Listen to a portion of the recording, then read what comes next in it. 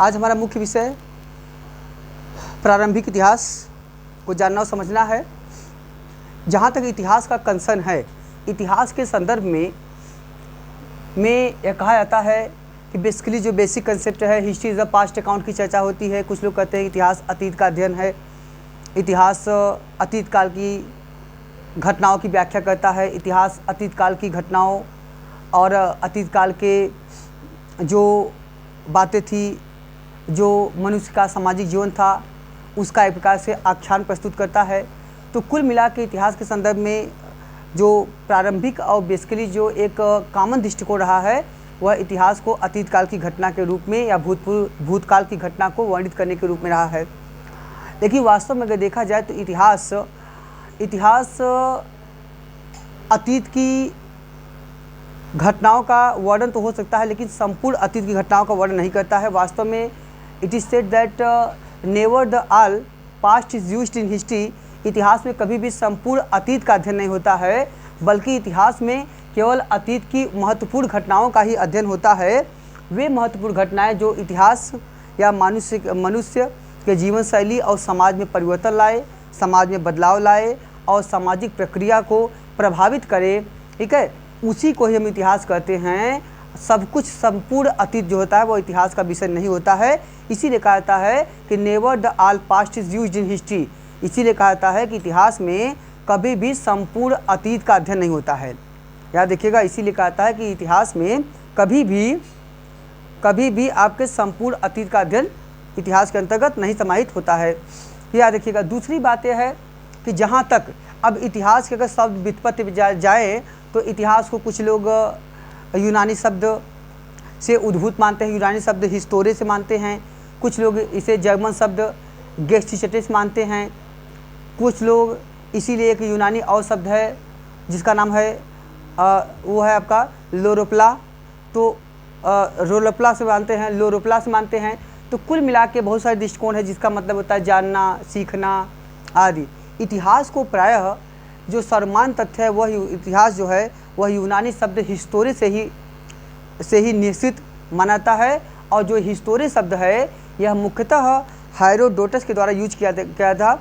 Herodotus ने सबसे पहले इस शब्द का प्रयोग जो है वो अपने ग्रंथ हिस्टोरिका में किया। हिस्टोरिका जो हेरोडोटस द्वारा लिखा गया ग्रंथ है, तो समझिएगा कि इतिहास शब्द सबसे पहले हिस्ट्री के परिप्रेक्ष्य में जो ग्रंथ आता है वह मुख्यतः आपका हिस्टोरिका में आता है। हिस्टोरिका हेरोडोटस ने ड्यूनिल भाषा में लिखा है। किस भाषा में? ड्यूनिल भाषा में लिखा है। और यह विश्व इतिहास का प्रथम ऐतिहासिक पद्धति पर लिखा गया ग्रंथ माना जाता है। इसी के कारण हम हेरोडोटस को इतिहास का जनक भी मानते हैं। हेरोडोटस को इतिहास का जनक सबसे पहले महत्वपूर्ण राजनीतिक जो थिंकर हैं सिसरो, तो सिसरो ने सबसे पहले उन्हें इतिहास का जनक कहा है, इतिहास का पिता। He is supposed as the father of history, तो उनको मानता है। अब इन्होंने ऐतिहासिक विधि का प्रयोग किया, इसके आधार पर ही इनको इतिहास का जनक मानता है। दूसरी महत्वपूर्ण तथ्य यह है कि हेरोडोटस विश्व इतिहास के प्रथम व्यक्ति हैं जिन्होंने पहली बार देशांतर रेखाओं की बात किया। हेरोडोटस विश्व इतिहास के प्रथम व्यक्ति हैं जिन्होंने देशांतर रेखाओं के संदर्भ में और अपनी जानकारी प्रस्तुत किया।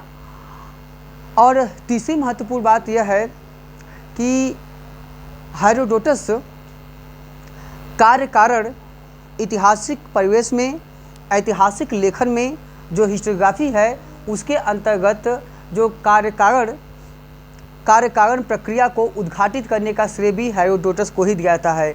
तो हेरोडोटस प्रथम इतिहासकार है जिन्होंने कार्य कारण की श्रृंखला के आधार पर इतिहास को व्याख्यायित करने का प्रयास किया। मतलब इतिहास को कारण के दृष्टिकोण से इतिहास को ऐतिहासिक परिवेश में उन्होंने आबद्ध करने का प्रयास किया। इसीलिए इन्हीं सब उपलब्धियों के कारण हम हेरोडोटस को मुख्यतः इतिहास का पिता भी कहते हैं। अगर भारतीय इतिहास परिप्रेक्ष्य में देखा जाए तो भारत में इतिहास शब्द जो सबसे पहली बार जिस ग्रंथ में आता है वह आपका है अथर्ववेद। तो भारतीय इतिहास में ऐतिहासिक परंपरा में अथर्ववेद में सबसे पहले इतिहास शब्द आता है, जबकि विश्व परिप्रेक्ष्य में जो आपका हेरोडोटस का हिस्टोरिका है, हेरोडोटस का जो हिस्टोरिका है इसमें आपको इतिहास शब्द मूलतः यहाँ पे प्राप्त हो रहा है। दूसरी महत्वपूर्ण बात यह कि अथर्ववेद में इतिहास शब्द भारतीय परिप्रेक्ष्य में पहली बार आया है, जबकि छांदोग्य उपनिषद में इतिहास को पुराण के साथ वर्णित करते हुए इतिहास और पुराण को पांचवा वेद कहा गया है। जबकि छांदोग्य उपनिषद में इतिहास व पुराण को पांचवा वेद कहा गया है। ठीक है, पांचवा वेद कहा गया है। मैं चर्चा किया तमिल ग्रंथ कुरल को भी पांचवा वेद कहते हैं।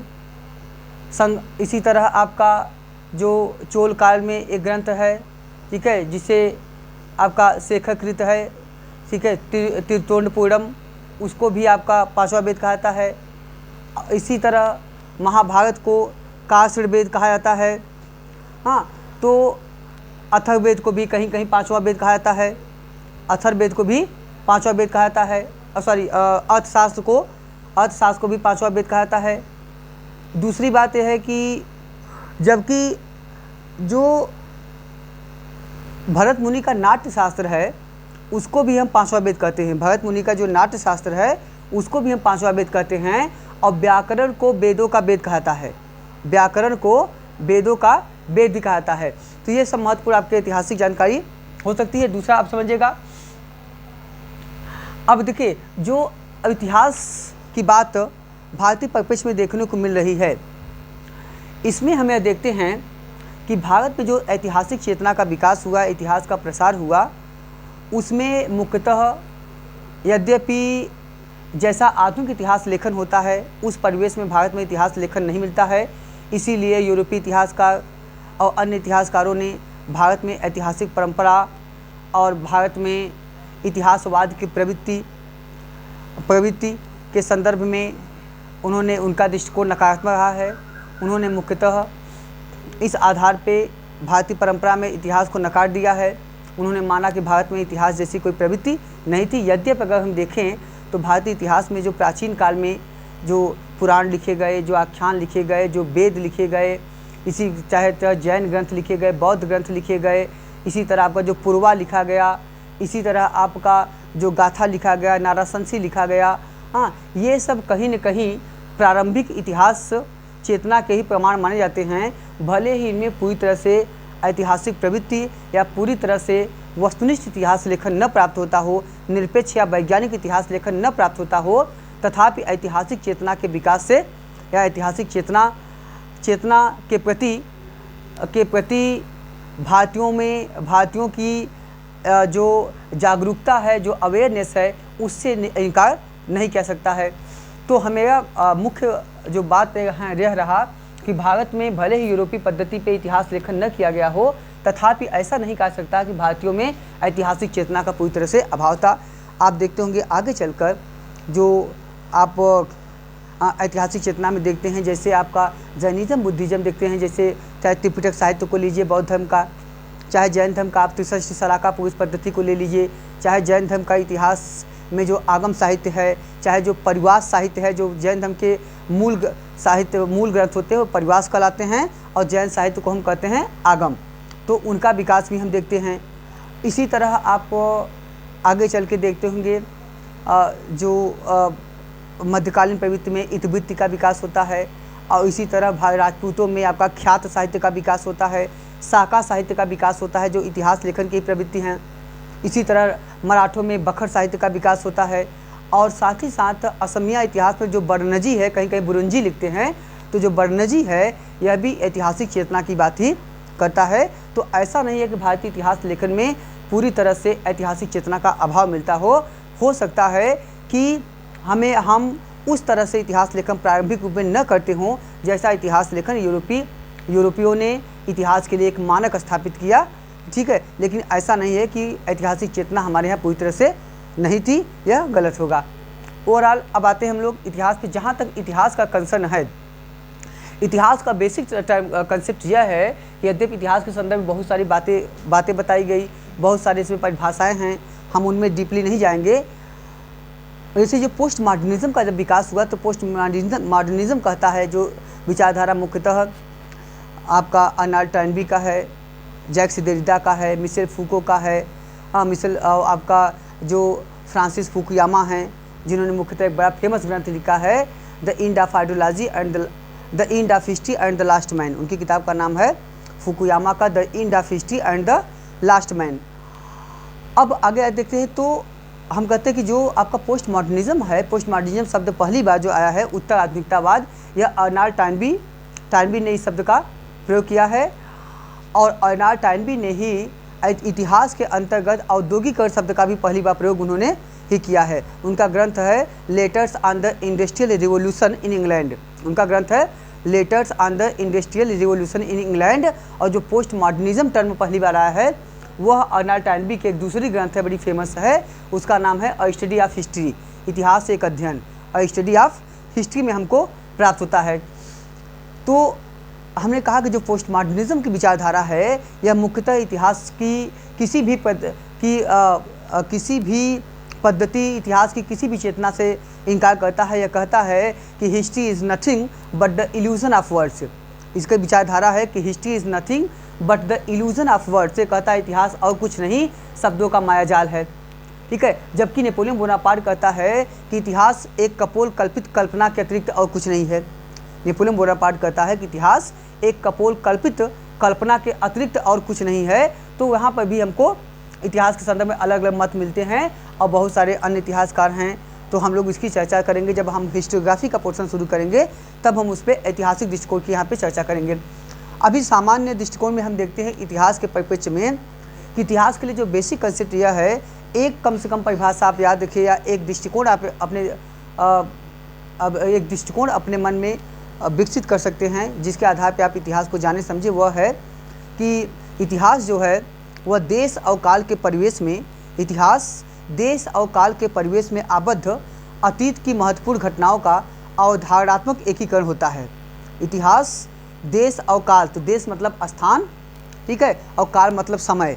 तो इतिहास स्थान और समय में आबद्ध, तो मतलब इतिहास के लिए ज़रूरी हो कि वह घटना अतीत की हो, महत्वपूर्ण हो, उसके साथ स्थान नियत हो, उसका समय नियत हो और उसमें एक अवधारणा, एक कंसेप्ट मिलता हो, वही घटना ऐतिहासिक होगी, नहीं तो अन्य घटना ऐतिहासिक नहीं होगी। तो कुल मिला के जो है इतिहास के लिए कहा जाता है कि history is a conceptual integration of significant past account into the framework of space and time. तो इस प्रकार हमको ये बात ध्यान रखना है कि इतिहास या ऐतिहासिक घटनाएं वही होंगी जो साक्ष्य सापेक्ष होंगी, जो तर्कसंगत होंगी, जो रेशनल या बौद्धिक होंगी और जिसके पीछे साक्ष्य हो, साक्ष्य सापेक्ष हो, जो प्रमाणित हों और समाज के किसी न किसी पक्ष को प्रभावित करती हों और समाज में बदलाव लाती हों, समाज में परिवर्तन लाती हों और साथ ही साथ उनसे समाज जरूर प्रभावित होता हो, साथ ही साथ वे घटनाएं अतीत की हों, महत्वपूर्ण हों, जो परिवर्तन लाएं, वही घटनाएं ही इतिहास होती हैं, अन्य घटनाएं इतिहास नहीं होती हैं। इसीलिए कहा जाता है कि never the all past is used in history. इसीलिए कहा जाता है कि कभी भी संपूर्ण अतीत इतिहास में अध्ययन नहीं होता। तो संपूर्ण अतीत का अध्ययन इतिहास नहीं होता है, बल्कि इतिहास केवल और केवल संपूर्ण अतीत के केवल उन्हीं महत्वपूर्ण घटनाओं का अध्ययन होता है जो तर्कसंगत होते हैं, जो साक्ष्य सापेक्ष होते हैं, जो वस्तुनिष्ठ होते हैं, जो वैज्ञानिक होते हैं, जो समाज को प्रभावित करते हैं, जो समाज में बदलाव लाते हैं और जो महत्वपूर्ण घटनाएं होती हैं और जिनके पीछे एक कंसेप्ट, एक अवधारणा होती है। ठीक है, उलूल जुलूल इतिहास नहीं होता है, तो वही इतिहास है, सब कुछ इतिहास नहीं होता है। ठीक है, तो हिस्ट्री इसीलिए कहा जाता है कि history is not remembering all the past but to deliberately forget something. इतिहास संपूर्ण अतीत को याद करना नहीं, बल्कि कुछ को जानबूझ के छोड़ देना या भूल जाना भी इतिहास है। अब दूसरा देखते हैं हम लोग। अब इतिहास के बारे में जो बेसिक कंसेप्ट रहा, ठीक है, हमने कहा कि भारतीय परिप्रेक्ष्य में इतिहास शब्द पहली बार अथर्ववेद में आता है, जबकि विश्व परिप्रेक्ष्य में इतिहास शब्द पहली बार आपका हेरोडोटस के हिस्टोरिका में हमको प्राप्त हो रहा है। इसी के आधार पर हेरोडोटस को सिसरो ने सबसे पहले फादर ऑफ हिस्ट्री कहा, इतिहास का पिता कहा है। ठीक, पहला याद रखिएगा। दूसरा महत्वपूर्ण दृष्टिकोण यहाँ पे यह है, अब आता है, एक तो आपका होगा इतिहास, आपको पता चल गया बेसिक कंसेप्ट में, हम इनकी चर्चा हिस्टोग्राफिक पोर्शन में और डीपली करेंगे।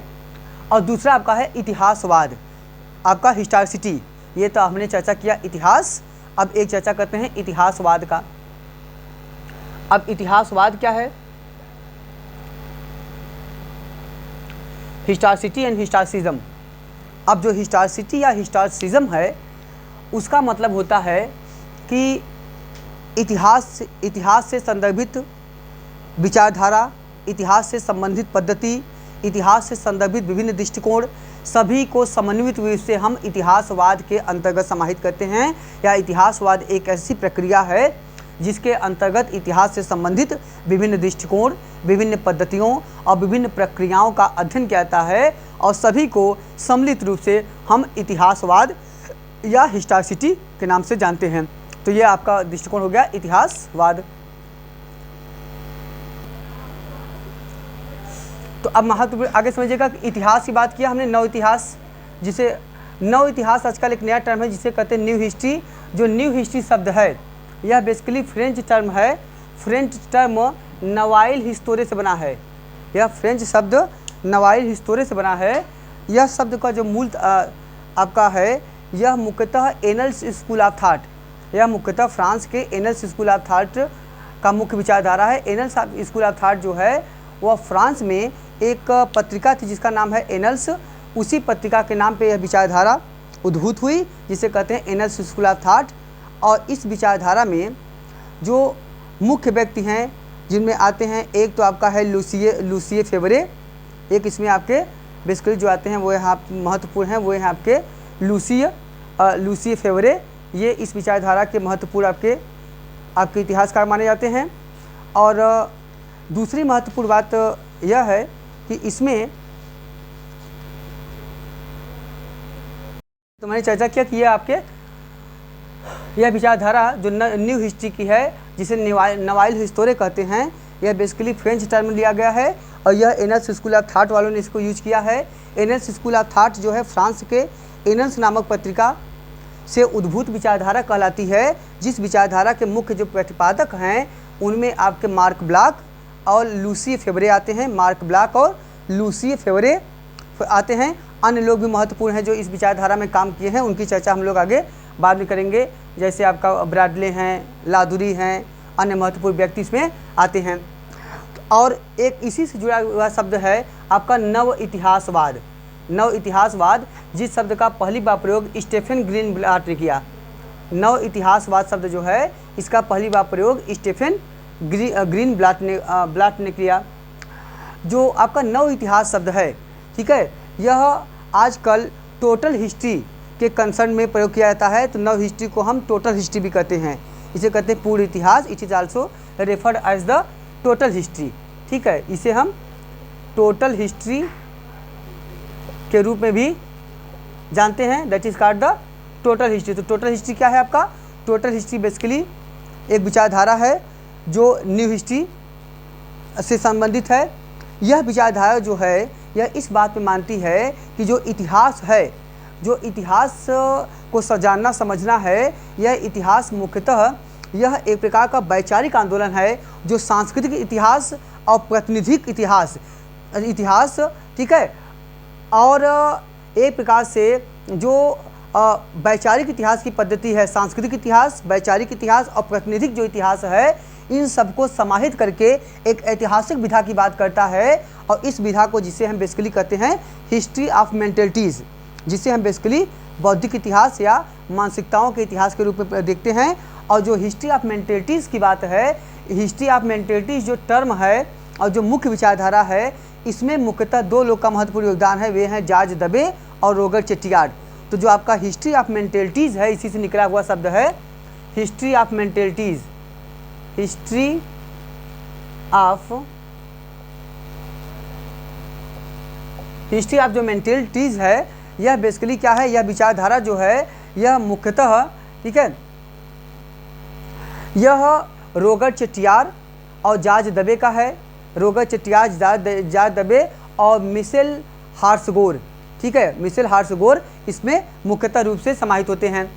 यह इतिहास जो है एक प्रकार का इस विचारधारा में एक प्रकार के समझिएगा कि जो परंपरागत इतिहास लेखन है, ठीक है, हाँ, लिखन है जिसमें मुख्यतः हम राजनीतिक इतिहास की बात करते हैं, उस इतिहास को यह नकार कर या बौद्धिक और सांस्कृतिक और प्रतिनिधियात्मक इतिहास लेखन की बात करता है या बौद्धिकता को महत्व देता है। इसीलिए हम इस इतिहास लेखन को हिस्ट्री ऑफ मेंटेलिटीज़ के रूप में या हम इसे टोटल हिस्ट्री, न्यू हिस्ट्री के रूप में जानते हैं। और अब इसी तरह जो दूसरा टर्म है आपका नव इतिहासवाद है, इसका मतलब है इसी से जुड़ा हुआ होगा। तो नव इतिहासवाद जो शब्द है यह बेसिकली जिसका प्रयोग पहली बार स्टीफन ग्रीनब्लाट ने किया, यह शब्द भी मूलतः इसी पद्धति के आसपास चलता है। यह मुख्यतः एक साहित्यिक विधा है, यह मुख्यतः एक साहित्यिक सिद्धांत है जो साहित्य को बौद्धिक इतिहास के माध्यम से और साहित्य को उसके सांस्कृतिक कंटेंट में समझने और जानने की पद्धति पर जोड़ देता है। यह पद्धति मुख्यतः 1950 में हिस्ट्री ऑफ आइडियाज़ के रूप में उद्भूत होता है। हिस्ट्री ऑफ आइडियाज़, ठीक है, आप देखे होंगे विचारों का इतिहास, और आपने अगर अध्ययन पढ़ा होगा किताब अध्ययन जो मुख्यतः आपका ये जिन्होंने द आइडियोलॉजी ऑफ हिस्ट्री यह ग्रंथ है आपका कॉलिंगवुड का, तो कॉलिंगवुड ने संपूर्ण इतिहास विचारों के इतिहास की बात किया है। संपूर्ण इतिहास विचारों का इतिहास है।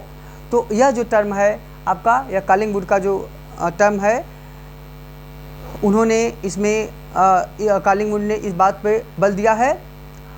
और तो वो मुख्यतः इनकी किताब का नाम भी है द आइडियोलॉजी ऑफ हिस्ट्री, जबकि एच कार की बुक का नाम है व्हाट इज़ हिस्ट्री। तो यह पद्धति जो है इस प्रकार से आपका नव इतिहासवाद और इतिहास है। अच्छा, इसी में एक दो और टर्म पकड़ सकते हैं, आप देख सकते हैं एक दूसरा टर्म है जिसे हम कहते हैं Fani history, that is the एक न्यू टर्म है फोनी हिस्ट्री। अब फोनी हिस्ट्री क्या होता है?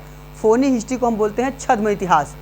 फोनी हिस्ट्री को हम बोलते हैं छद्म इतिहास, मतलब ऐसे कथानक, ऐसी पद्धतियाँ जो इतिहास जैसी तो लगती हैं, ठीक है, लेकिन उनका मूल जो कंटेंट होता है वह इतिहास नहीं होता है।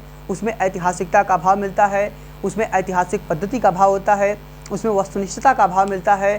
तो आजकल जो बहुत सारे दस्तावेज हैं, आजकल जो बहुत सारे सिद्धांत हैं, वे मुख्यतः फोनी हिस्ट्री के अंतर्गत ही समाहित होते हैं। व्यक्ति के बहुत सारे व्यक्तिगत दृष्टिकोण के कारण इतिहास का स्वरूप जो है वह इतिहास जैसा दिखता भले है, लेकिन इतिहास जैसा बचा नहीं रहता है, वह आपका कहलाता है फोनी हिस्ट्री या छद्म इतिहास, ठीक है। तो आपका ये फोनी हिस्ट्री हो गया।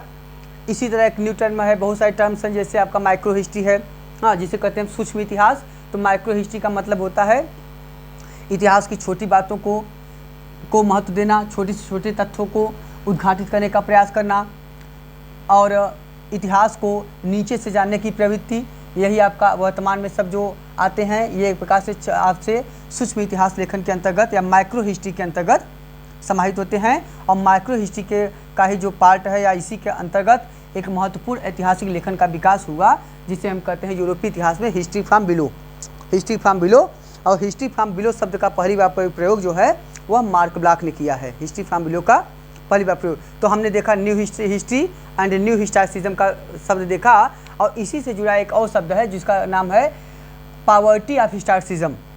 इसका एक टर्म है द पॉवर्टी ऑफ हिस्टोरिसिज्म।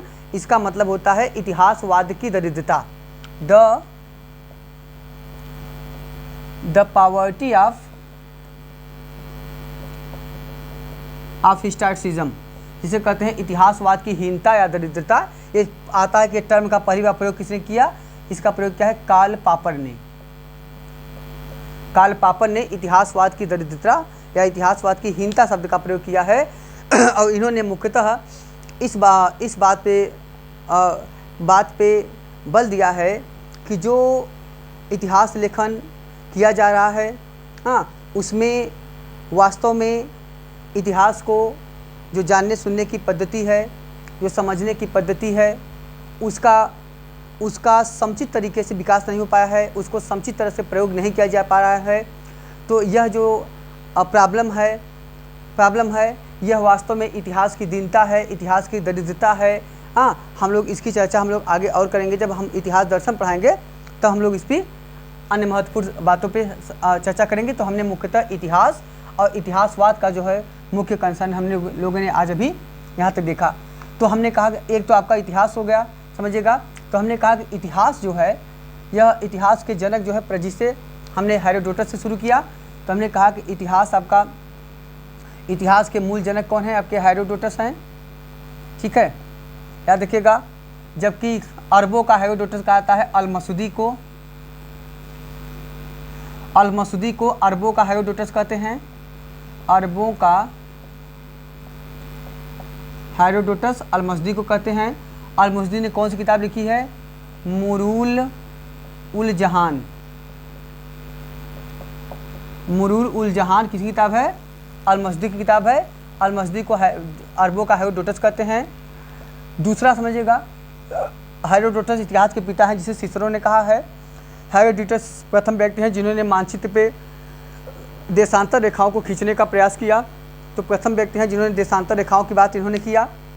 अगला ये, इन्होंने हिस्टोरिका नामक ग्रंथ लिखा जो ड्यूनिल भाषा में लिखा गया है। और हिस्टोरिका ग्रंथ में भारत और ईरान के संबंधों की चर्चा करते समय इन्होंने जो दारा प्रथम, जो हकामसी या पारसिक साम्राज्य के शासक थे, दारा प्रथम जिसे दायवसु कहा गया है, उनके साम्राज्य के जिन 23 प्रांतों का उल्लेख किया है उनमें इन्होंने कहा है कि जो 20वां प्रांत था वह हिंद था, ठीक है। तो भारत का वहाँ पे कंसर्न मिलता है। और वे कहते हैं कि भारत जो है वह दारा प्रथम के साम्राज्य का 20वां प्रांत था, जो ईरान को प्रतिवर्ष 360 टैलेंट मुद्रा, जो ईरान को प्रतिवर्ष 360 टैलेंट मुद्रा कर के रूप में प्रदान करता था। इसकी जानकारी कहाँ से मिली है? हेरोडोटस से, याद रखिएगा। दूसरी महत्वपूर्ण जानकारी, यह जो जानकारी हेरोडोटस ने दिया, इस जानकारी कहाँ से प्रमाणित हो रही है? यह जानकारी हमको दारा प्रथम का जो 3 अभिलेख है, आपका बेहिस्तून,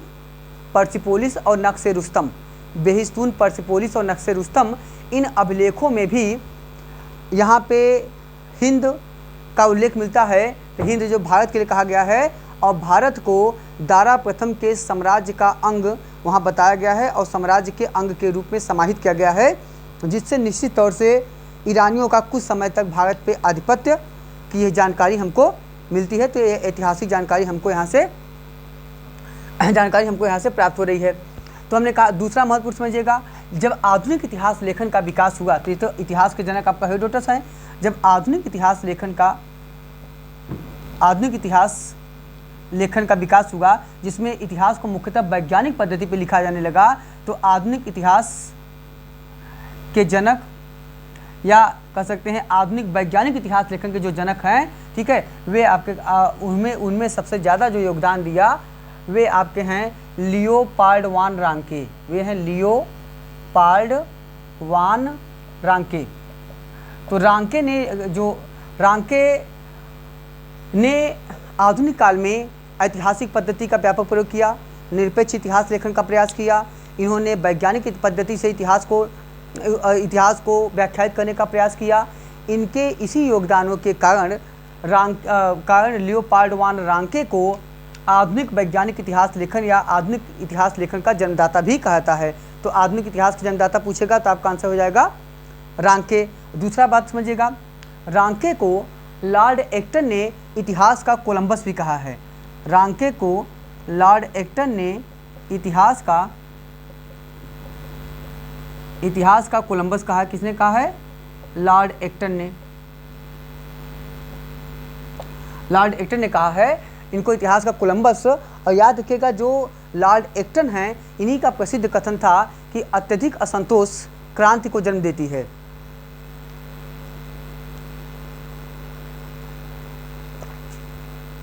ठीक है, रांके का ही एक्टन का कथन है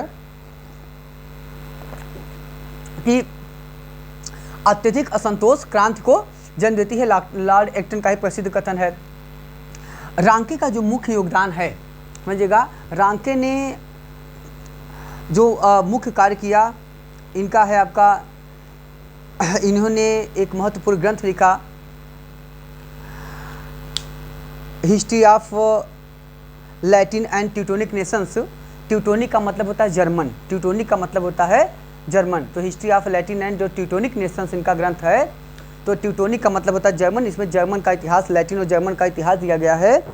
और चूँकि रांके बर्लिन के थे, ये बर्लिन विश्वविद्यालय में प्रोफेसर थे, उन्होंने अपने विचार वहीं से प्रस्तुत किए। उनके विचार जो हैं बहुत क्रांतिकारी हैं। रांके के जो विचार हैं वे महत्वपूर्ण हैं, रांके के विचार क्रांतिकारी हैं। रांके ने जो अपने विचार प्रस्तुत किया आधुनिक इतिहास लेखन में, उन्होंने इसमें सबसे ज़्यादा जोर किस पे दिया? वैज्ञानिक इतिहास लेखन पे सबसे ज़्यादा जोर दिया, साइंटिफिक हिस्ट्री पे। तो वैज्ञानिक पद्धति से जो इतिहास होगा वह ज़्यादा ऐतिहासिक होगा, वह वस्तुनिष्ठ होगा, ठीक है। उसमें निर्णयों में पूर्वानुमानता की क्षमता होगी, उनमें उनके निर्णयों में सार्वभौमिकता होती है, उनके निर्णय वस्तुनिष्ठ होते हैं, वैज्ञानिक होते हैं। इस दृष्टिकोण से इतिहास को भी उन्होंने वैज्ञानिक पद्धति पर लिखने का आधुनिक काल में महत्वपूर्ण प्रयास किया। और यह जो प्रयास था यह उनका क्रांतिकारी प्रयास था, यह परिवर्तनकारी प्रयास था, जो प्रयास विश्व के अन्य देशों में प्रभावी रूप से आगे बढ़ता है। और इतिहास लेखन में इनकी पद्धति का व्यापक रूप से प्रयोग किया जाता है, जिसके कारण इतिहास लेखन की पद्धति में अनेक महत्वपूर्ण बदलाव हमको देखने को मिलता है। इसी योगदानों के कारण ये योगदान जो था, जो उन्होंने एक विचारधारा प्रस्तुत किया, यह विचारधारा इन्होंने कहाँ से दिया? बर्लिन से दिया। इन्होंने बर्लिन से दिया। इसीलिए रांके के वे विचार जो बर्लिन से आगे बढ़ते हैं, उद्भूत होते हैं और अन्य विश्व के अन्य भागों तक जाके प्रभावित करते हैं। इसीलिए इन विचारों को बर्लिन क्रांति के रूप में जानते हैं। तो याद रखिएगा, बर्लिन क्रांति क्या है? बर्लिन क्रांति यूजीसी के नए सिलेबस में आप टर्म देखेंगे, एक टर्म नया यूज हुआ है, उसको कहते हैं बर्लिन रिवॉल्यूशन। उसका है कि रांके और बर्लिन क्रांति। तो बर्लिन क्रांति क्या है? रांके के वे विचार जो क्रांतिकारी हैं, जो परिवर्तनकारी हैं, जो आपके सामाजिक बदलाव लाने में सक्षम हैं, जिनके माध्यम से इतिहास को जानने समझने के दृष्टिकोण का विकास होता है। इतिहास के लिए एक प्रकार से वैज्ञानिक इतिहास लेखन का विकास होता है। ये वस्तुनिष्ठ इतिहास लेखन की दिशा में महत्वपूर्ण योगदान इनका है। इन्हीं सब के कारण रांके के योगदानों को सम्मिलित रूप से बर्लिन क्रांति के नाम से, या इसे कहते हैं बर्लिन रिवॉल्यूशन, इसे हम बर्लिन रिवॉल्यूशन के नाम से जानते हैं। तो जब बर्लिन रिवॉल्यूशन शब्द आएगा तो हो जाएगा आपका रांके के विचार, बर्लिन रिवॉल्यूशन, ठीक है। तो क्रांति का मतलब होता है बदलाव या परिवर्तन, बदलाव या परिवर्तन, याद रखिएगा, ये हो गया। तो इनके विचारों से जो बदलाव या परिवर्तन हुआ वही आपका बर्लिन क्रांति के नाम से जाना जाता है। दूसरा महत्वपूर्ण समझिएगा, रांके विश्व इतिहास के प्रथम व्यक्ति हैं जिन्होंने सेमिनार व्यवस्था की शुरुआत किया। जो आप बहुत सारे देखते होंगे सेमिनार और सिम्पोजियम होते हैं, हाँ, बहुत सारे कॉन्फ्रेंस होते हैं इतिहास या अन्य विषयों के, तो उसकी शुरुआत सबसे पहले बर्लिन से रांके ने शुरू किया था। तो आधुनिक सेमिनार व्यवस्था का जनक भी रांके को ही कहा जाता है। आधुनिक सेमिनार व्यवस्था का जनक भी हम रांके को ही मानते हैं। तो ये तथ्य भी आप महत्वपूर्ण है, आप याद रखिएगा, ठीक है। तो हमने ये महत्वपूर्ण चर्चा किया। अगला समझिएगा, रांके ने जो अन्य महत्वपूर्ण कार्य किया उनमें खासकर इतिहास में निरपेक्ष इतिहास लेखन की इन्होंने बहुत वकालत किया, ठीक है। और दूसरी बात, इन्होंने ऐतिहासिक तथ्यों पर बड़ा जोर दिया। इन्होंने ऐतिहासिक तथ्यों की व्याख्या बड़ा जोर दिया और ऐतिहासिक तथ्यों से छेड़खानी, जो मैनिपुलेशन विथ डेटा होता है, उसका इन्होंने बड़ा विरोध किया, ठीक है। तो इन्होंने एक प्रकार से वस्तुनिष्ठ इतिहास लेखन की बात किया। अब आते हैं, एक जो है इनको लॉर्ड एक्टन ने इतिहास का कोलंबस कहा। तो अब कोलंबस तो देखते हैं, कोलंबस जो हैं, कोलंबस आपके बेसिकली पता है, कोलंबस जो हैं वे मुख्यतः, तो कोलंबस मुख्यतः आपके स्पेन के थे, जिन्होंने भौगोलिक खोजों की शुरुआत, भौगोलिक खोज के लिए ये यात्रा पर निकलते हैं।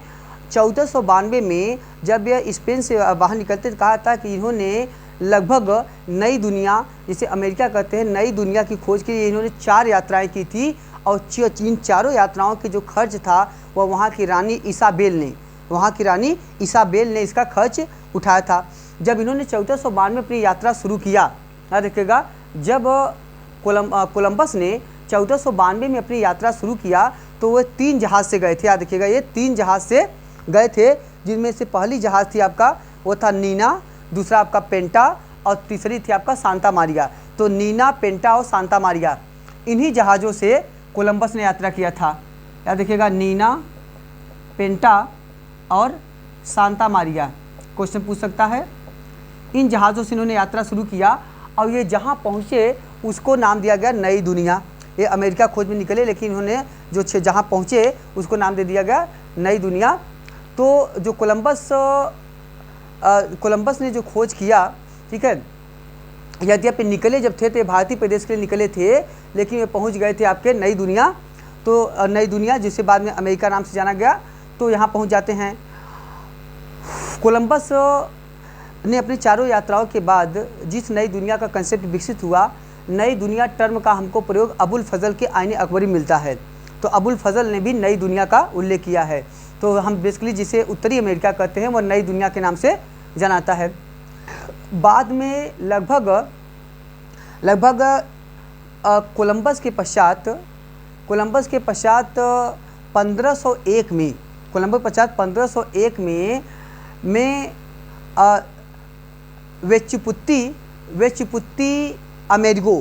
वेचुपुत्तु अमेरिगो अपनी यात्रा के दौरान निकले और इन्होंने ये भी वहीं पहुंचते हैं नई दुनिया, ठीक है। तो बाद जब अमेरिको ने इसके बारे में और ज़्यादा जानकारी दिया और ज़्यादा इन्होंने कार्य किया, इसीलिए जब 1507 में अमेरिका का नामकरण हुआ तो उसमें कोलंबस और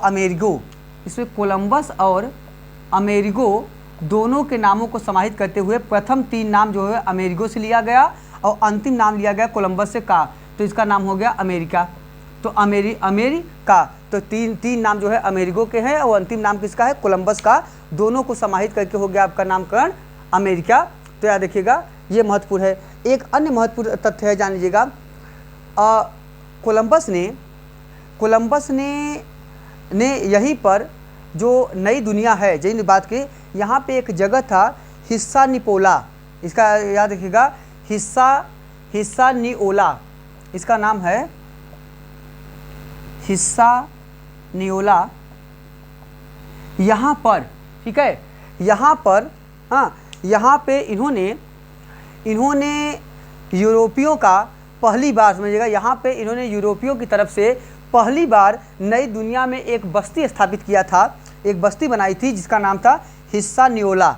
ये जो बस्ती है, ये कहा जाता है कि यही विश्व इतिहास में यूरोपीय उपनिवेशवाद, जो यूरोपियन कॉलोनिज्म सिस्टम है, या यूरोपीय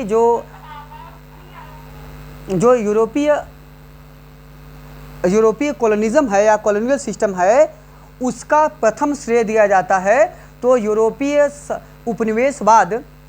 उपनिवेशवाद की प्रक्रिया का प्रारंभ कोलंबस के हिस्सानियोला नामक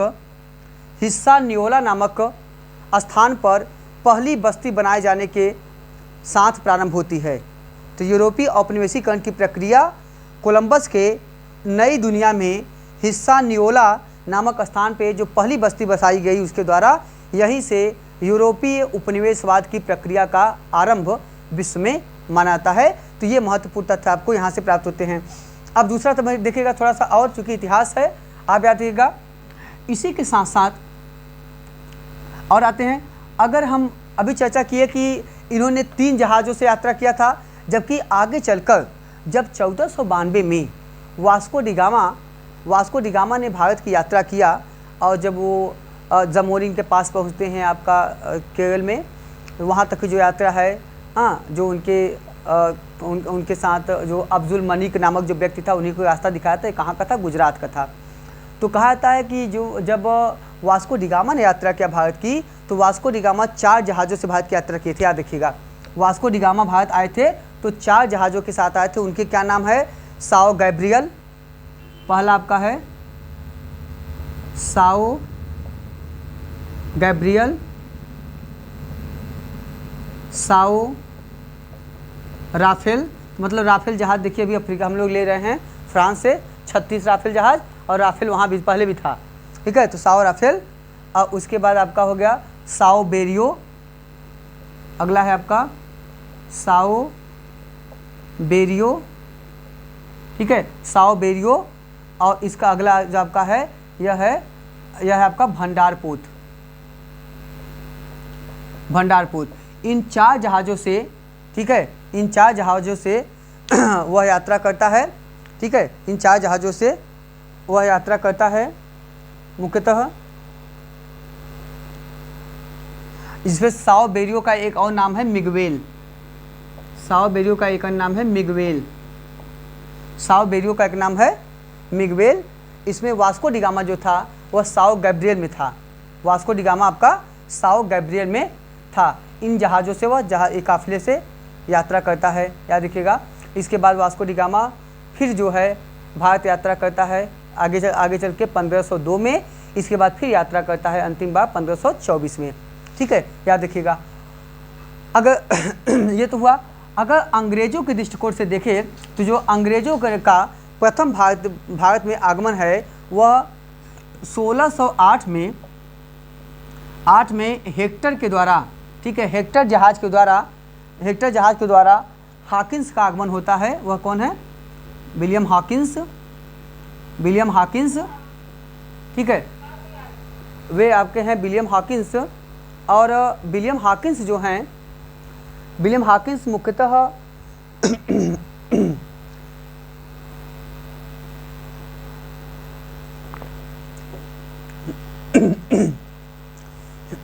विलियम हॉकिंस जहांगीर के समय में 1608 में भारत में आते हैं, 1608 में, और जिन्हें जहांगीर ने अपने दरबार में 400 का मनसब दिया था। इन्हें 400 का मनसब और इनकी उपाधि फिरंगी खान, इनकी उपाधि दिया था फिरंगी खान की। और इनको कितने का मनसब दिया था? 400 का मनसब। याद रखिए, क्वेश्चन पूछेगा कितने का मनसब दिया था? 400 का। इनकी उपाधि दिया था फिरंगी खान, ठीक है। तो ये है, तो भारत में अंग्रेज़ों का जो प्रथम जहाज़ है वह हेक्टर है। जब अंग्रेज़ों का प्रथम जहाज़ पूछेगा तो हेक्टर, और वैसे अगर यूरोपियों का पूछेगा तो पहला हो जाएगा आपका साओ गैब्रियल, ठीक है, साओ गैब्रियल पूछेगा, ठीक है। अगला आ जाइए।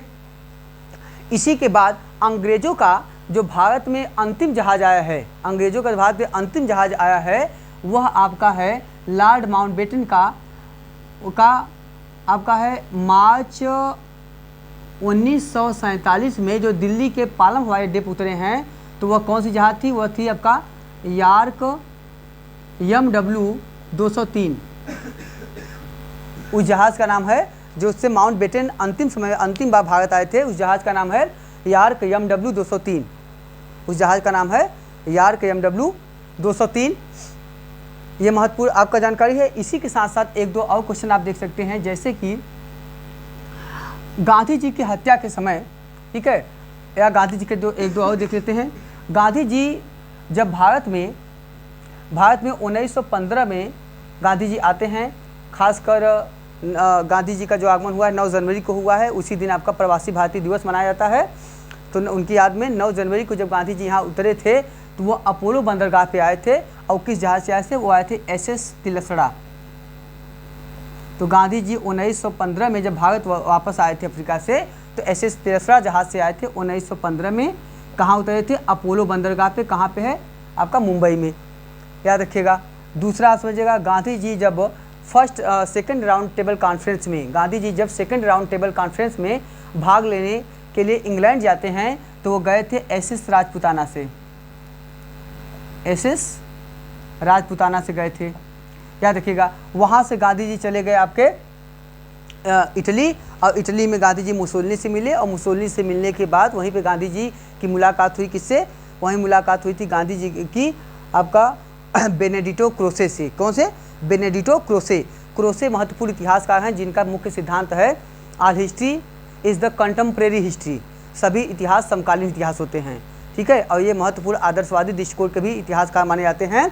इनका मुख्य कथन था all history is the contemporary history. सभी इतिहास समकालीन इतिहास होते हैं, उनका है, ठीक है, याद रखिएगा। दूसरा महत्वपूर्ण तथ्य, जब वहाँ से गांधी जी आने लगते हैं तो गांधी जी आपका SS पिलसाना से आए थे, SS पिलसाना। गांधी जी वहाँ से SS पिलसाना से वापस आए थे। और दूसरा महत्वपूर्ण क्वेश्चन पर समझिएगा, गांधी जी जब लंदन से अफ्रीका की यात्रा कर रहे थे उसी समय गांधी जी ने कैडोनल कैसल नामक जहाज़ पर, किस पे? कैडोनल कैसल कैडोनल कैसल नामक जहाज़ पे, ठीक है, याद रखिए कैडोनल कैसल नामक जहाज़ पे गांधी, ठीक है, कैडोनल कैसल नामक जहाज़ पे गांधी जी ने, ठीक है, मुख्यतः अपना हिंद स्वराज ग्रंथ लिखा था। हिंद पूछता है कभी कभी, हिंद स्वराज ग्रंथ गांधी जी कहाँ लिखा था? गांधी जी जब याद कि कहाँ पे पूछेगा, कहाँ यात्रा कर रहे थे, तो गांधी जी जब इंग्लैंड से अफ्रीका जा रहे थे उस समय जहाज़ पे उन्होंने कैडोनल कैसल, गांधी जी अपने जीवन काल में कभी भी हवाई जहाज़ पे नहीं बैठे हैं, जब भी बैठे हैं पानी वाले जहाज़ पे बैठे हैं, याद रखिएगा। ठीक, दूसरा महत्वपूर्ण तथ्य समझिएगा, गांधी जी की हत्या के समय, हत्या के जो नाथूराम गोडसे ने जब मुंबई से दिल्ली तक की यात्रा किया था वो किस जहाज़ में किया था? उस जहाज़ का नाम था वाइकिंग। गांधी जी की हत्या के लिए आते समय मुंबई से दिल्ली की यात्रा के समय नाथूराम गोडसे ने किस जहाज़ का प्रयोग किया था? वह था आपका वाइकिंग का।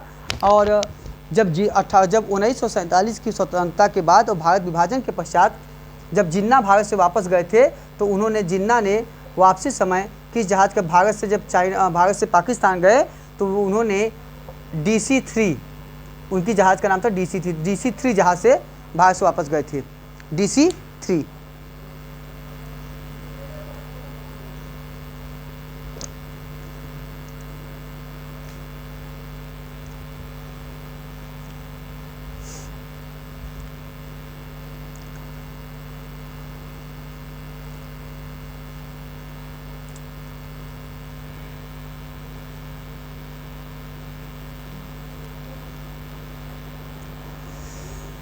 ठीक, आते हैं हम लोग, दो दृष्टिकोण देखा हमने, एक तो देखा इतिहास, दूसरा हमने देखा आधुनिक इतिहास।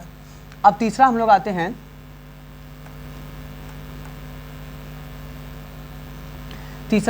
हैं, इतिहास दर्शन। तो तीन दृष्टिकोण की चर्चा हम लोग कर रहे हैं मुख्यतः। तो हमने पहले चर्चा किया आपका इतिहास के जनक हेरोडोटस, आधुनिक इतिहास में हम लोगों ने रांके को देखा। अब थर्ड इतिहास देखते हैं हम लोग, ये आपका है इतिहास दर्शन, हिस्टोग्राफी, इतिहास दर्शन हिस्टोग्राफी। ठीक है, तो जो ऐतिहासिक दृष्टिकोण की बात करता है, जो ऐतिहासिक सत्य की बात करता है, ऐतिहासिकता की बात करता है, इतिहास को जानने समझने के दृष्टिकोण की बात करता है, इतिहास दर्शन। इतिहास दर्शन के जन्मदाता हैं, इतिहास दर्शन के जो पद्धति का मुख्यतः प्रयोग करता है वाल्टेयर हैं, जिनका मूल नाम है फ्रांकोआ आरुए वाल्टेयर। ठीक है, तो वाल्टेयर को मुख्यतः हम जानते हैं, तो इनका नाम है फ्रांकोआ मैरी आरुए, फ्रांसवा मैरी आरुए, लेकिन आप इतना जान लीजिएगा वाल्टेयर, इनका मूल नाम है आपका वाल्टेयर। वाल्टेयर जिन्हें हम इतिहास दर्शन का पिता कहते हैं, फादर ऑफ हिस्टोग्राफी, वाल्टेयर को हम इतिहास दर्शन का पिता कहते हैं। वाल्टेयर को हम संपादकों का राजा भी कहते हैं, संपादकों का राजा भी वाल्टेयर को कहते हैं। साथ ही साथ वाल्टेयर ने कई ग्रंथ लिखा है, जैसे खत, एपिडस, लेटर्स ऑन इंग्लिश और लुई 16वां का काल। ठीक है, बदनाम चीज़ों को नष्ट करूं, उनका महत्वपूर्ण ग्रंथ है। ठीक है, इनका एक दो महत्वपूर्ण कथन था, एक है कि मैं 100 चूहों के स्थान पे एक शेर का शासन अधिक पसंद करता हूँ। वाल्टेयर का कथन है कि मैं 100 चूहों के स्थान पे एक सिंह का शासन अधिक पसंद करता हूँ। और इनका दूसरा महत्वपूर्ण कथन है, history is a pack of lies we play on the dead. कहते हैं इतिहास झूठों का पुलिंदा है, इतिहास एक झूठों का पुलिंदा है जो मृत व्यक्तियों के ऊपर खेला जाता है। History is a pack of lies we play on the dead. तो उन्होंने कहा कि इतिहास झूठों का पुलिंदा है जिसे हम मृत व्यक्तियों के ऊपर खेलते हैं। ठीक है, तो ये वाल्टेयर हैं। तो मतलब यहाँ पे हो गया कि इतिहास का जनक पूछे जाएगा तो आपका आंसर होगा हेरोडोटस का। अगर इतिहास, आधुनिक इतिहास का जनक या वैज्ञानिक इतिहास लेखन का जनक होगा तो लियोपार्ड वान रांके का। और अगर आपका इतिहास दर्शन का जनक पूछेगा तो आपका आंसर हो जाएगा वाल्टेयर का। ठीक है, तो ये तो आपके महत्वपूर्ण प्रारंभिक जानकारी हुई इतिहास के बारे में। अब हम लोग थोड़ा सा और आगे बढ़ते हैं। तो अब हम दूसरा देखते हैं, वह आपका इतिहास का विभाजन। इतिहास के विभाजन का जो मूल आधार है, इतिहास का विभाजन आप जानते हैं कि मुख्यतः हम लोग अभी आते हैं डीपली, लेकिन पहले थोड़ा देखते हैं इतिहास का विभाजन हम प्राचीन, मध्यकाल और आधुनिक काल के परिवेश में, आधुनिक काल के परिप्रेक्ष्य में इतिहास का विभाजन करते हैं। इस विभाजन का जो मूल आधार रहा है वह बेसिकली यूरोपीय दृष्टिकोण रहा है, क्योंकि सबसे पहले विश्व इतिहास में यूरोपियों ने ही इतिहास को जानने समझने का प्रयास किया, इतिहास लेखन का प्रयास किया, और आधुनिक परिप्रेक्ष्य में इतिहास के विभाजन का भी उन्होंने ही प्रयास किया। और जो प्रागैतिहासिक इतिहास का सबसे व्यवस्थित अध्ययन है, चाहे आपका प्रागैतिहासिक इतिहास काल हो, चाहे आपका स्टोन एज कल्चर हो, उनका सबसे व्यवस्थित अध्ययन जो है वह मुख्यतः यूरोपीय देशों खासकर फ्रांस में हुआ था। इसीलिए विश्व के देश जो हैं वह फ्रांसीसी टर्मिनोलॉजी और फ्रांसीसी वर्ड्स को ही महत्व देते हैं और उन्हीं को ही लगभग स्वीकार करते हैं, कमोबेश सभी देश। तो जो प्राचीन इतिहास था वह अति प्राचीन काल के इतिहास को व्यक्त करता है। मध्यकाल का जो इतिहास है वह हमको यूरोपीय मानसिकता के दृष्टिकोण से व्याख्यायित इतिहास लेखन है, जो चर्च की प्रभुसत्ता, जो आपका एक प्रकार से थियोक्रेटिक जो सिस्टम है उसको व्यक्त करता है। साथ ही साथ सामंतवादी पद्धति आज की बातें वो करता है। साथ ही साथ एक धर्म केंद्रित राज्य के स्वरूप की बात करता है। तो इनका कुछ अपना अलग ही विशेषता रही है जो मध्यकाल के रूप में जानी जाती है। आधुनिक परिवेश में विश्व इतिहास माना जाता है कि जब तुर्की के शासक तुर्की में एक वंश था उस्मान, तुर्की के उस्मानी वंश के शासक थे महमूद द्वितीय ने जब उनकी सेना ने जब बाइजेंटाइन साम्राज्य की राजधानी कुस्तुनतुनिया को बाइजेंटाइन साम्राज्य की राजधानी कुस्तुनतुनिया को 1453 में जीत लिया तो वहीं से विश्व में आधुनिक काल की शुरुआत मानी जाती है। तो यहाँ पे आधुनिक काल की शुरुआत की घटना कब है? 1453 में तुर्की शासक महमूद द्वितीय के द्वारा बाइजेंटाइन साम्राज्य की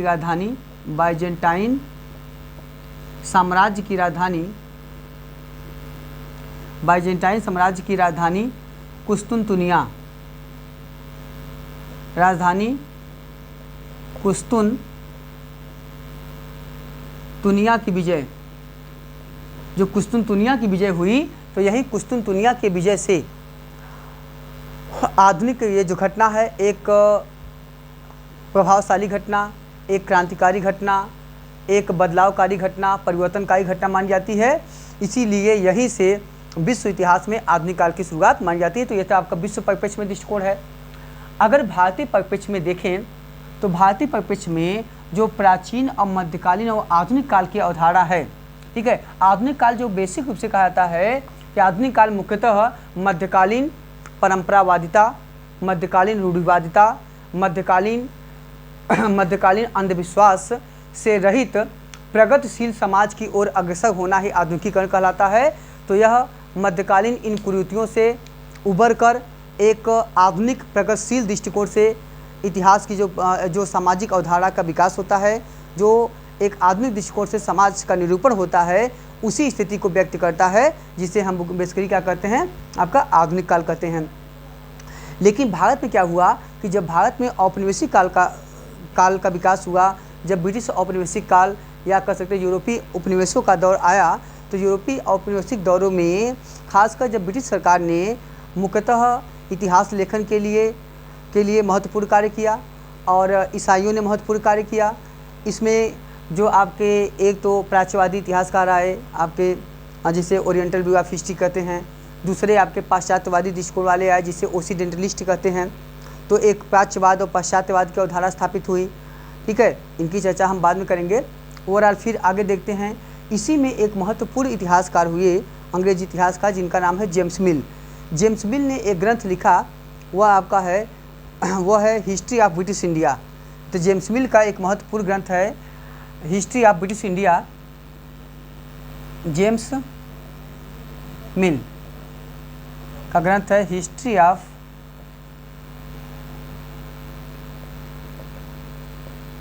ब्रिटिश इंडिया।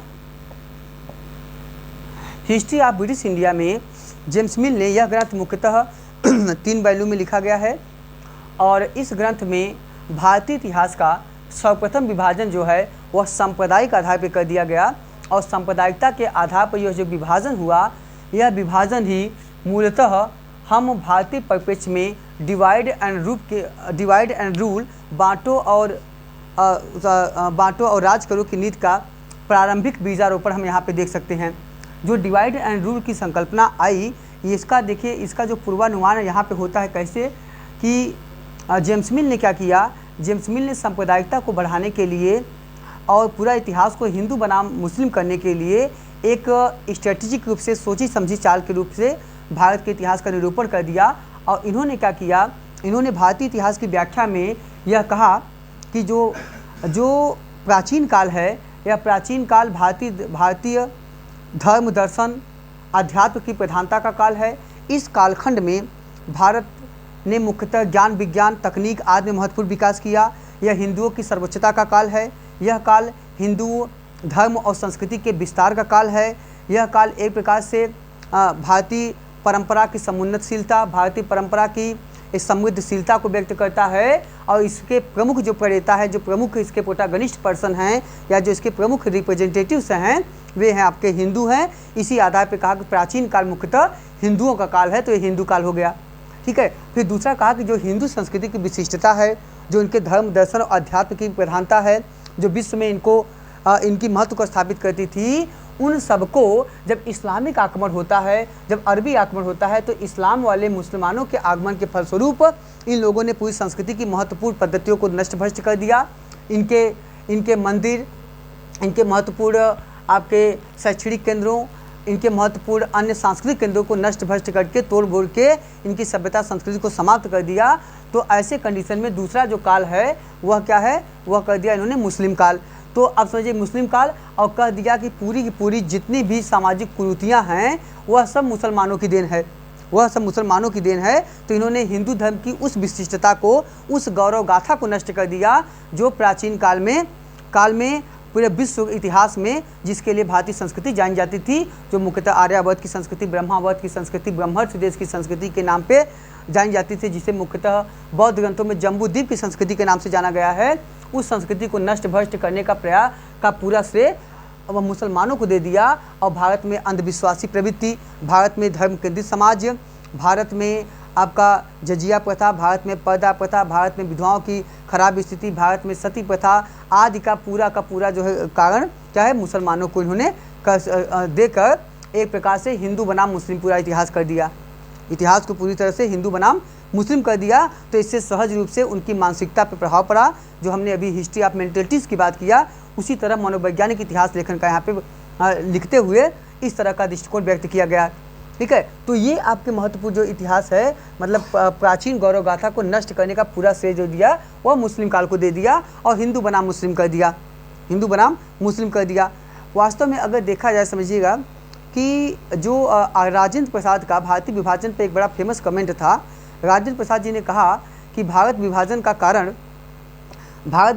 कारण मोहम्मद इकबाल या जिन्ना नहीं, भारत विभाजन का कारण मोहम्मद इकबाल या जिन्ना नहीं बल्कि लॉर्ड मिंटो हैं। किसका कथन है? राजेंद्र प्रसाद का। भारत विभाजन का कारण मोहम्मद इकबाल या लॉर्ड मिंटो नहीं, मोहम्मद इकबाल या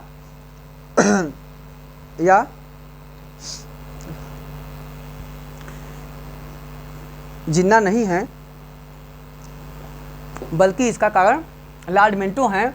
हमें लगता है कि उनको 4 कदम और आगे बढ़ के कहना चाहिए था कि भारत विभाजन का मूल कारण जो है वह जेम्स मिल हैं। ठीक है। तो जेम्स मिल से जो परंपरा चली वह इनके मुख्य कारक माने जा सकते हैं। चलिए आगे समझिएगा। तो इनके आधार पे इतिहास को इस तरह बांट दिया गया। और तीसरा काल जो है, जो आधुनिक काल, जो प्रगतिशील समाज है, जो आधुनिक समाज की बात है, जो आधुनिक परिवेश की बात की गई, उसका पूरा का पूरा प्रगतिशीलता का श्रेय ले लिया ब्रिटिश सरकार को। कहा कि भारत में आधुनिकीकरण, आधुनिक समाज की स्थापना, प्रगतिशील समाज की स्थापना यह पूरा काल किसने किया? यह किया ब्रिटिश सरकार ने किया। इसीलिए कहा कि यूरोपियों के आगमन के फलस्वरूप ही भारत में आधुनिकीकरण की शुरुआत होती है। इसीलिए आधुनिकीकरण का श्रेय पूरा अंग्रेजों को, ब्रिटिशर्स को दे दिया। और तीसरे काल को कर दिया आधुनिक काल या ब्रिटिश काल। तो आधुनिकीकरण का पूरा श्रेय ब्रिटेन वालों ने ले लिया। मध्यकाल का को हिंदू संस्कृति को नष्ट करने वाले कालखंड के रूप में मुसलमानों को उसका मुख्य पर्सन मान लिया और थर्ड काल को केवल हिंदू संस्कृति का काल माना और कुछ नहीं माना। ठीक है, तो यहाँ पे भारत का पहली बार सांप्रदायिक विभाजन जो है उन्होंने करके एक प्रकार से हिंदू बनाम मुस्लिम की अवधारणा उन्होंने स्थापित किया। साथ ही साथ जेम्स मिल का एक अन्य महत्वपूर्ण दृष्टिकोण था, वह था प्राच्य निरंकुशतावाद। प्राच्य निरंकुशतावाद का सिद्धांत। अब आपका जो प्राच्य निरंकुशतावाद का सिद्धांत है एक प्रकार से प्राच्य मतलब होता है पूर्वी, मतलब पूर्वी देशों का इतिहास। तो आपका एक प्रकार से जो ईस्टर्न डिक्टेटरशिप की थियरी है, हाँ ठीक है, तो जो ईस्टर्न डिक्टेटरशिप की थियरी है कह सकते हैं प्राच्य निरंकुशतावाद। इस प्राच्य निरंकुशतावाद में की अवधारणा में यह कहा गया कि जो पूर्वी देश हैं जिसमें मुख्यतः ऐसे देश जो यूरोप से पूर्व में हैं, जहाँ पे मुख्यतः यूरोपीय औपनिवेशिकरण की प्रक्रिया चल रही है, जहाँ पे मुख्यतः यूरोपियों ने अपने उपनिवेश बसाए हैं, जैसे भारत, चाइना, जापान, बर्मा, दक्षिण पूर्वी एशियाई क्षेत्र, ये सब क्या आते हैं, ये सब मुख्यतः पूर्वी देश में आते हैं और इनका जो दृष्टिकोण है वो पूर्वी दृष्टिकोण या प्राच्यवादी दृष्टिकोण कहलाता है। तो इसमें कहा गया कि जो पूर्वी देश हैं यह पूर्वी देशों में पूरी तरह से एक जो शासन पद्धति का तरीका है वह तानाशाही पद्धति है, वे स्वेच्छाशाही शासन पद्धति है। इसमें आम जनता की कोई भागीदारी नहीं होती है। शासन प्रशासन में पूरी तरह से स्वेच्छाचारिता की प्रवृत्ति देखने को मिलती है। इसीलिए यहाँ का जो जनमानस है वो पूरी तरह से दबा कुचला है, पूरी तरह से एक्सप्लॉइटेड है। इसका यह मूलतः जो समाज के मुख्य स्ट्रीम में इसीलिए कभी समाहित नहीं हो पाया, इसीलिए इनका कभी विकास नहीं हो पाया। तो एक प्रकार से अवरुद्ध समाज के रूप में, परंपरावादी समाज के रूप में, रूढ़िवादी समाज के रूप में व्यक्त कर दिया पूर्वी देशों को। इसे कहते हैं प्राच्यवादी या पूर्वी दृष्टिकोण, प्राच्य निरंकुशतावाद का सिद्धांत। तो यह सिद्धांत जो है मुख्यतः आपका जेम्स मिल ने दिया। आगे चलकर इसी प्राच्यवादी दृष्टिकोण को कार्ल मार्क्स ने अपनी थियरी में इसको और व्यापक रूप से इसका विस्तारित किया और उनकी जो थियरी थी वह कहलाती है एशियन मोड ऑफ प्रोडक्शन या कहते हैं एशियाई निरंकुशता का सिद्धांत। तो मार्क्स का जो सिद्धांत है वह प्राच्य निरंकुशतावाद, जेम्स मिल के प्राच्य निरंकुशतावाद से संदर्भित है। वो उनका सिद्धांत कहलाता है Asian mode of production.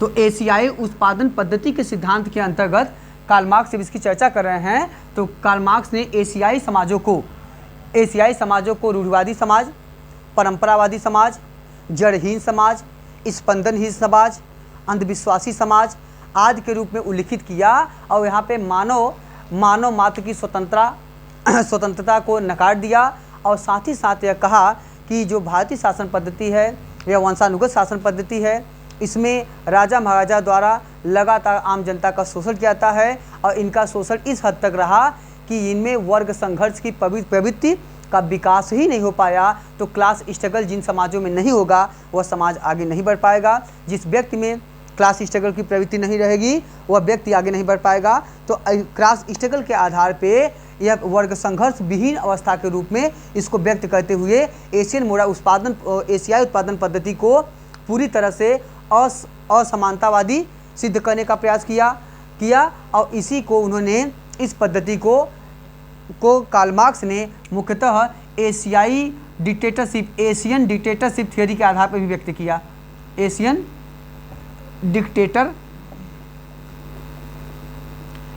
Dictatorship. तो आपका यह क्या हो गया, एशियन डिक्टेटरशिप थियरी मतलब हो गया एशियाई निरंकुशतावाद के अंतर्गत कार्ल मार्क्स ने इसकी मूलतः व्याख्या किया। ठीक है, तो कुल मिला के पूरी तरह से भारतीय आधुनिकीकरण का श्रेय ब्रिटिश कंपनियों ने, ब्रिटिश सरकार ने या यूरोपियों ने ले लिया। भारत में आधुनिक काल की शुरुआत मुख्यतः हम 1757 के प्लासी युद्ध से मानते हैं, यद्यपि कुछ इतिहासकार बक्सर के युद्ध के पश्चात आधुनिकीकरण की बात करते हैं, ठीक कहते हैं, लेकिन प्रायः 1757 के प्लासी युद्ध को ही एक डेमार्केशन लाइन के रूप में हम देखते हैं, एक विभाजनकारी दौर के रूप में हम देखते हैं और वहीं से भारत में आधुनिकी काल की शुरुआत प्रायः माना जाता है, तो हम इसको इस अर्थ में देख सकते हैं। अब हम लोग मुख्यतः आते हैं इतिहास के बाद सामान्य इतिहास की जानकारी के बाद देखते हैं प्रागैतिहासिक काल, जिसे हम मुख्यतः प्री हिस्ट्री के रूप में जानते हैं। इसे हम मुख्यतः प्री हिस्ट्री के नाम से जानते हैं, जिसे हम बेसिकली प्रागैतिहास या इतिहास पूर्व, इसे हम इतिहास पूर्व या प्राक इतिहास, इसे प्रागैतिहास, इतिहास पूर्व, या हम इसे प्राक इतिहास के रूप में जानते हैं। अभी हम इसके मुख्य कंसर्न पे आते हैं। प्रागैतिहास का पहली बार प्रयोग किसने किया, कैसे हुआ प्रागैतिहासिक शब्द का, अभी वहाँ तक आते हैं। पहले हम समझते हैं कि जो इतिहास है, इतिहास वस्तुतः या कमोबेश इतिहास का जो अंतिम लब्बो-लुबाब है, मतलब एक अंतिम जो निष्कर्ष है कुल मिला के यह है कि इतिहास मानव के क्रियाकलापों की ही कहानी है। इतिहास का अध्ययन वास्तव में पृथ्वी पे मानव के उद्भव एवं विकास की प्रक्रिया से जुड़ा हुआ है। अगर मानव नहीं होता तो इतिहास ही नहीं होता। ठीक है, तो कुल मिला के जो मानव की प्रक्रिया के साथ इतिहास की प्रक्रिया का जुड़ाव है, यह प्रक्रिया वस्तुतः ब्रह्मांड के उद्भव के प्रक्रिया के अंतर्गत समाहित है, क्योंकि ब्रह्मांड के उद्भव के साथ ही पृथ्वी बना होगा, जीव जंतुओं का उद्भव हुआ होगा। तो कुल मिला के जो प्रारंभिक इतिहास है या प्रारंभिक जीवन है, वह निश्चित तौर से ब्रह्मांड के उद्भव और विकास की प्रक्रिया से जुड़ा हुआ है। और इस आधार पे मानव के विकास को तभी समझा सकता है जब हम पहले ब्रह्मांड के उद्भव को समझें, जब हम मुख्यतः सौरमंडल के विकास को समझें, जब हम ग्रह उपग्रहों के निर्माण को समझें।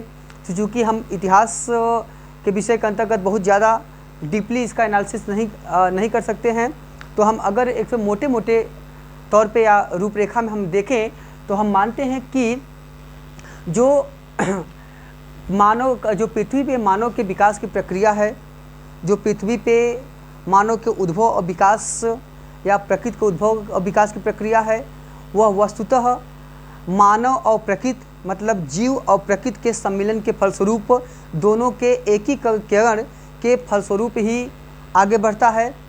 वास्तव में दोनों का अन्योन्याश्रित संबंध है, इसीलिए इनका अध्ययन जो होता है, प्रारंभिक मानव का अध्ययन मुख्यतः पर्यावरणीय परिवेश और पृथ्वी के बनावट, उनके आंतरिक हलचलों के परिवेश के अंतर्गत ही समझाता है। इस प्रक्रिया में जो ब्रह्मांड का उद्भव हुआ या जीव जंतुओं का विकास हुआ, इसमें मुख्यतः जो अनेक सिद्धांतों का, अनेक मतांतरों का विकास हुआ। उनमें मुख्य सिद्धांत आपका है जिनमें A.I. ऑपरिन का भौतिकवाद या पदार्थवाद है।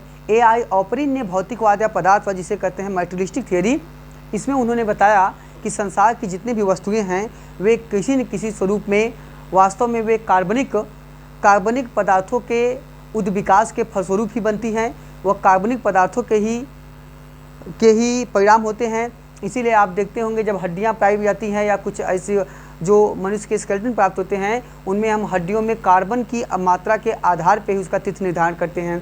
ठीक है, तो जो आपका C कार्बन का डेटिंग सिस्टम है, C14 सिस्टम है, जिसका आविष्कार मुख्यतः अमेरिका के B.F. लीबी ने किया था और जिसमें मुख्यतः आगे चल के सुधार किया था सर्जकॉफ ने। हाँ, तो यह कार्बनिक तत्वों के आधार पर जो माना जाता है, तो A.I. ऑपरिन का एक तो भौतिकवाद या पदार्थवाद और दूसरा जो है जॉर्ज लेमेंटियर का सिद्धांत है, जिससे मुख्यतः बिग बैंग थियरी के आधार पर कहते हैं। बिग बैंग थियरी के आधार पर जो विस्फोट की संकल्पना की गई और उसमें एक प्रकार से ब्रह्मांडीय जो विस्फोट की बात की गई, उसमें मुख्यतः कहा गया जो सबसे सूक्ष्मतम तत्व निकल के आता है, जिसे भगवान के नाम पे, अदृश्य सत्ता के नाम पे व्यक्त करते हुए इस संसार का अंतिम कारक जो है भगवान को मानते हुए कुल मिला के उसे गॉड पार्टिकल्स का नाम दे दिया गया, जिसे कहते हैं गॉड पार्टिकल्स।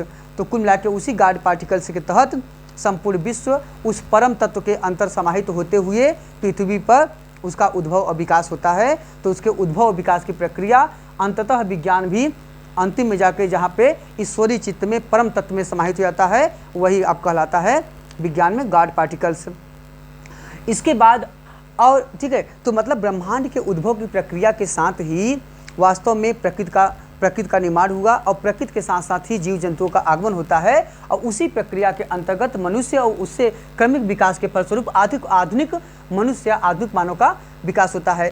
ऐसे क्रम में हम देखते हैं कि जो जो ब्रह्मांड सबसे पहले बना, समझिएगा, जो ब्रह्मांड सबसे पहले बना उसके बारे में सामान्य सिद्धांत जो बिग बैंग थ्योरी कहता है वो यह है कि लगभग आज से 15 अरब वर्ष पहले ब्रह्मांड का उद्भव हुआ, जो विस्फोट के फलस्वरूप जैसे भी हुआ उसमें सूक्ष्म तत्व जो था, सबसे सूक्ष्म तत्व था वह गॉड पार्टिकल्स है, तो ब्रह्मांड का उद्भव हुआ। अब ब्रह्मांड के उद्भव के बाद क्या हुआ, बहुत सारे हलचलों आज के फलस्वरूप लगभग 4.6 अरब, मतलब लगभग 11 अरब 10-11 अरब वर्ष ऐसे ही बीत गया और धीरे धीरे उस परिवेश में परिवर्तन होता गया और बाद में सौरमंडल का विकास हुआ। अब आप जानते हैं सौरमंडल जो है आपका, तो जो सौरमंडल है इसी के अंतर्गत आपके विभिन्न ग्रह उपग्रह समाहित होते हैं। जो सौरमंडल बना होगा तभी आपका इसमें पृथ्वी रूपी भी ग्रह बना होगा, जैसे मंगल बना होगा, शुक्र बना होगा, शनि बना होगा। ग्रह उपग्रह जो हैं आपके सैटेलाइट्स हैं जो बने, या जो आपके प्लैनेट्स बने, तो प्लैनेट्स एंड सैटेलाइट्स जो हैं वह सौरमंडल के अंतर्गत आते हैं, आपके गैलेक्सी के पार्ट हैं। अब गैलेक्सी के अंतर्गत जो बने उसी में आपका पृथ्वी का भी उद्भव हुआ होगा। अब पृथ्वी का उद्भव हुआ होगा तो पृथ्वी का धीरे विकास हुआ होगा। ऐसे कंडीशन में लगभग 80 करोड़ वर्ष आते आते, लगभग 80 करोड़ वर्ष, आज से 80 करोड़ वर्ष पूर्व आते आते हमको पहली बार पृथ्वी पर जीवन के चिन्ह या पहली बार पृथ्वी पे जीवन के साक्ष्य मिलने लगते हैं। तो अभी तक जीव जंतु के रूप में अभी किसी का जीव जंतु का उद्भव नहीं हुआ है याद रखिएगा, और न तो अभी तक किसी प्रकार के मानव का विकास हुआ है। लेकिन हमको शुरू में एक प्रकार से पृथ्वी की संरचना में ऐसा पता चलता है कि जीवन के अनुरूप जो है पृथ्वी हो गई है और यहाँ पे कुछ जीव जंतु के रूप में जीवन के साक्ष्य हमको उनके आदि स्वरूप के रूप में प्राप्त होने लगते हैं। ऐसे कंडीशन में क्या कहा गया कि अब पृथ्वी में जो क्रमिक रूप से बदलाव हुआ, पृथ्वी में जो पर्यावरणीय परिवर्तन हुआ, इन पर्यावरणीय परिवर्तनों के फलस्वरूप जीव जंतुओं का उद्भव विकास हुआ। अब इस जीव जंतुओं के उद्भव विकास की प्रक्रिया में मूलतः अनेक वैज्ञानिक तथ्यों का विकास हुआ, जिनमें सबसे फेमस आपका है डार्विनिज्म, जो डार्विनवाद का सिद्धांत है। ठीक है, तो डार्विन ने जो अपना सिद्धांत दिया, तो डार्विन ने अपना सिद्धांत बेसिकली उन्होंने जो अपना शोध किया, उनके शोध के महत्वपूर्ण 2 केंद्र रहे। एक तो इक्वेटर के पास जो आपका दक्षिणी प्रशांत महासागर है, उसमें इक्वेटर तट के पास एक जगह है गैलापागोस द्वीप। इक्वेटर कर सकते हैं जो इक्वेडोर है, इक्वेडोर जो है वहाँ पे एक जो गैलापागोस द्वीप है, वहाँ पे उन्होंने मुख्यतः इक्वाडोर के गैलापागोस द्वीप के पास उन्होंने मुख्यतः कार्य किया अपना। और ठीक है, इन्होंने मुख्यतः अपना शोध कछुओं पे किया। और एक इनका दूसरा महत्वपूर्ण केंद्र था, इन्होंने हिंद महासागर के पास एक है बेयगले की खाड़ी, हिंद महासागर के पास है बेयगले की खाड़ी, वहाँ पे इन्होंने मुख्यतः कार्य किया। इन सब के फलस्वरूप उन्होंने जो अपना सिद्धांत प्रतिपादित किया, ठीक है, तो जिसका उनका ग्रंथ है ओरिजिन ऑफ स्पीसीज।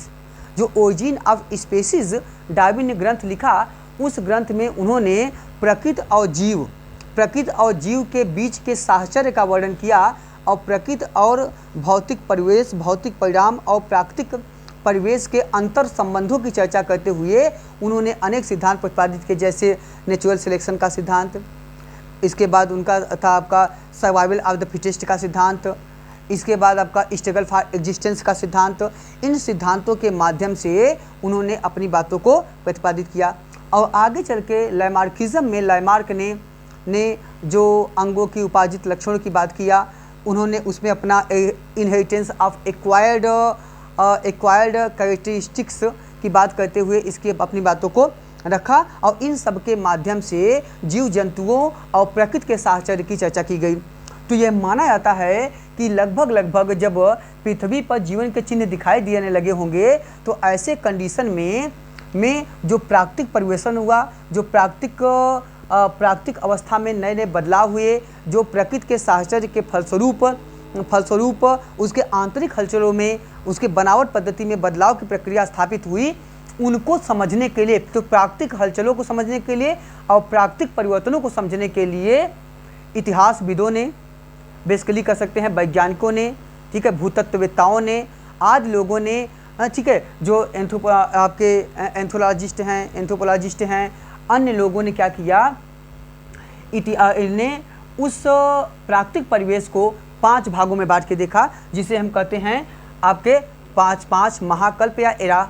जो 5 महाकल्प या एरा है, अब ये जो 5 महाकल्प हैं, ठीक है, 5 एराज की जो बात हो रही है, एरा मतलब महाकल्प, इनमें इन महाकल्पों में कई कई करोड़ वर्ष और कई लाख वर्ष इसमें बीत रहे हैं, ठीक है।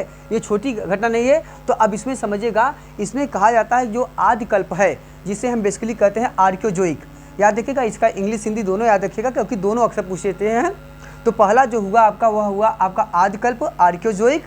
आर्कियोजोइक काल में माना जाता है कि आर्कियोजोइक तक आते आते लगभग 7 करोड़ वर्ष लगे, समझिएगा। कहा जाता है कि आर्कियोजोइक तक आते आते ये कहा जाता है कि पहली बार पृथ्वी पर, ठीक है, पहली बार पृथ्वी पर जीवन का उद्भव हुआ होगा या जीवों का उद्भव हुआ होगा पहली बार। ये आदि कल्प मान लिया जाता है और कहा था कि एक आदि सागर, एक प्रकार से कंसेप्ट हमारा है, एक प्रकार से हमारा एंटिसिपेशन है कि आदि सागर में पहली बार आदि कल्प आर्कियोजोइक कंडीशन में जीवन का उद्भव हुआ होगा, ठीक है। उसके बाद क्या होगा, अभी कोई जीव जंतु उत्पन्न नहीं हो पाया होगा, तो निश्चित तौर से अभी उसके प्रारंभिक एक प्रकार से फॉर्मेशन हो रहा होगा। ऐसे कंडीशन में प्रकृति में बहुत सारे परिवर्तन हुआ होगा। तो आदि कल्प में कुछ कई करोड़ वर्ष बीते, फिर उसके बाद आपका प्रातःकल्प में बीते, जिसे कहते हैं प्रोटेरोजोइक, उसका पूरा कल्प पैलियोजोइक, मेसोजोइक और सेनोजोइक, इनमें चलता रहा। कहा था कि लगभग आपका जब 7 करोड़ वर्ष आता है, समझिएगा, जब 7 करोड़, आज से 7 करोड़ वर्ष पूर्व की बात है, जब पहली बार पृथ्वी पर मानव प्रजातियों का उद्भव हुआ होगा, मानव का नहीं, ऐसी प्रजातियां जिनका क्रमिक विकास आगे चल के मानव के रूप में हुआ होगा।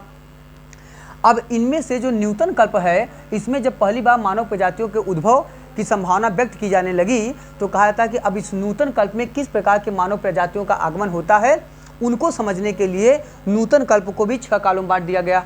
अब इनमें जो पहला काल है वह आपका होता है पूरा नूतन, यह आपको पूरा नूतन है, ठीक है, जिसे कहते हैं पैलियोसीन।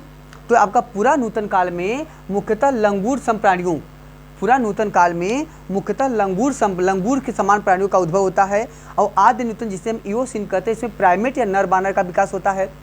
अब जो प्राइमेट या नर बानर कहलाते हैं, ये ऐसे जीव होते हैं, प्राइमेट्स संसार के पहले ऐसे जीव हैं जो बाइपेडल होते थे, जो 2 पैरों पे चलते हैं। ये पहले ऐसे जीव होते हैं जो सीधे देखते थे। ये पहले ऐसे जीव होते हैं, ठीक है, जो सामने सीधे खड़े होकर चलते थे। और ये ऐसे जीव हैं जो अपनी सुरक्षा के लिए अपोजेबल थंब का प्रयोग करते थे। ये कहलाते हैं प्राइमेट्स। इनमें कौन आते हैं, जैसे लेमर्स, गिब्बन, गोरिल्ला, चिंपैंजी, बंदर आदि समूह आते हैं। अब इन समूहों से, ठीक है, इन समूह से गोरिल्ला, आपको पता है गोरिल्ला जो होता है आपका, यह और चिंपैंजी, ये संसार के बड़े बुद्धिमान प्राणी माने जाते हैं। दूसरा समझिएगा, तो ये नर बानर के रूप में जाने जाते हैं। इनकी जो कपाल धारिता है वो हम 400 सीसी मानते हैं, लगभग 400 सीसी मानते हैं। जबकि आधुनिक मानव अभी चर्चा करेंगे, जो नीचे है आधुनिक मानव है होमो सेपियंस, इसकी कपाल धारिता है आपका है 1450 सीसी, ठीक है। क्रेनियल कैपेसिटी की बात करते हैं।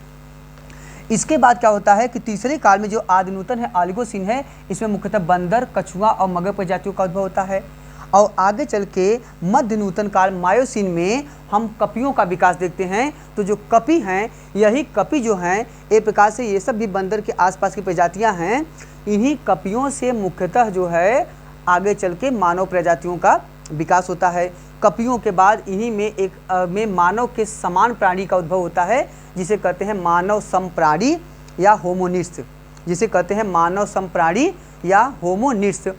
ये जो मानव समप्राणी हैं, ऐसे मानव या ऐसे जीव जंतु जिनका क्रमिक विकास आधुनिक मानव के रूप में हुआ, जो मानव के प्रारंभिक पूर्वज के रूप में माने जा सकते हैं, ऐसे प्राणियों को हम कहते हैं मानव समप्राणी, जिसमें होमो इरेक्टस आते हैं, जिसमें रामापिथेकस आते हैं, जिसमें आपके होमो इरगेस्टर आते हैं, जिसमें आपको होमो इरगेस्टर आते हैं, जिसमें ऑस्ट्रेलोपिथेकस आते हैं, जिसमें आपका आगे चल के ग्रिमाल्डी, चांसलेट, क्रोमैग्नन आदि का क्रमिक विकास हमको देखने को मिलता है।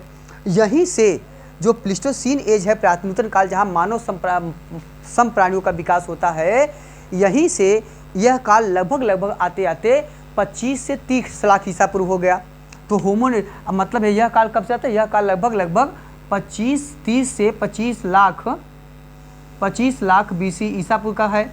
यहीं से जो 25-30 लाख ईसा पूर्व का समय है, यहीं से इतिहास को जानने समझने की प्रक्रिया की शुरुआत होती है, यहीं से इतिहास को समझने की आवश्यकता महसूस होती है। इसीलिए प्रारंभिक मानव समूहों का जो अध्ययन इतिहास के विषय के अंतर्गत समाहित होता है, यही आपका प्रातःनूतन काल से शुरू होता है। इसीलिए प्रातःनूतन काल से ही हम इतिहास को प्रारंभिक अवधारणा को देखते हैं और यहीं से इतिहास को जानने समझने के लिए एक ऐतिहासिक दृष्टिकोण का विकास होता है, ऐतिहासिक समय का विकास होता है, जिसे कहते हैं प्रागैतिहासिक काल।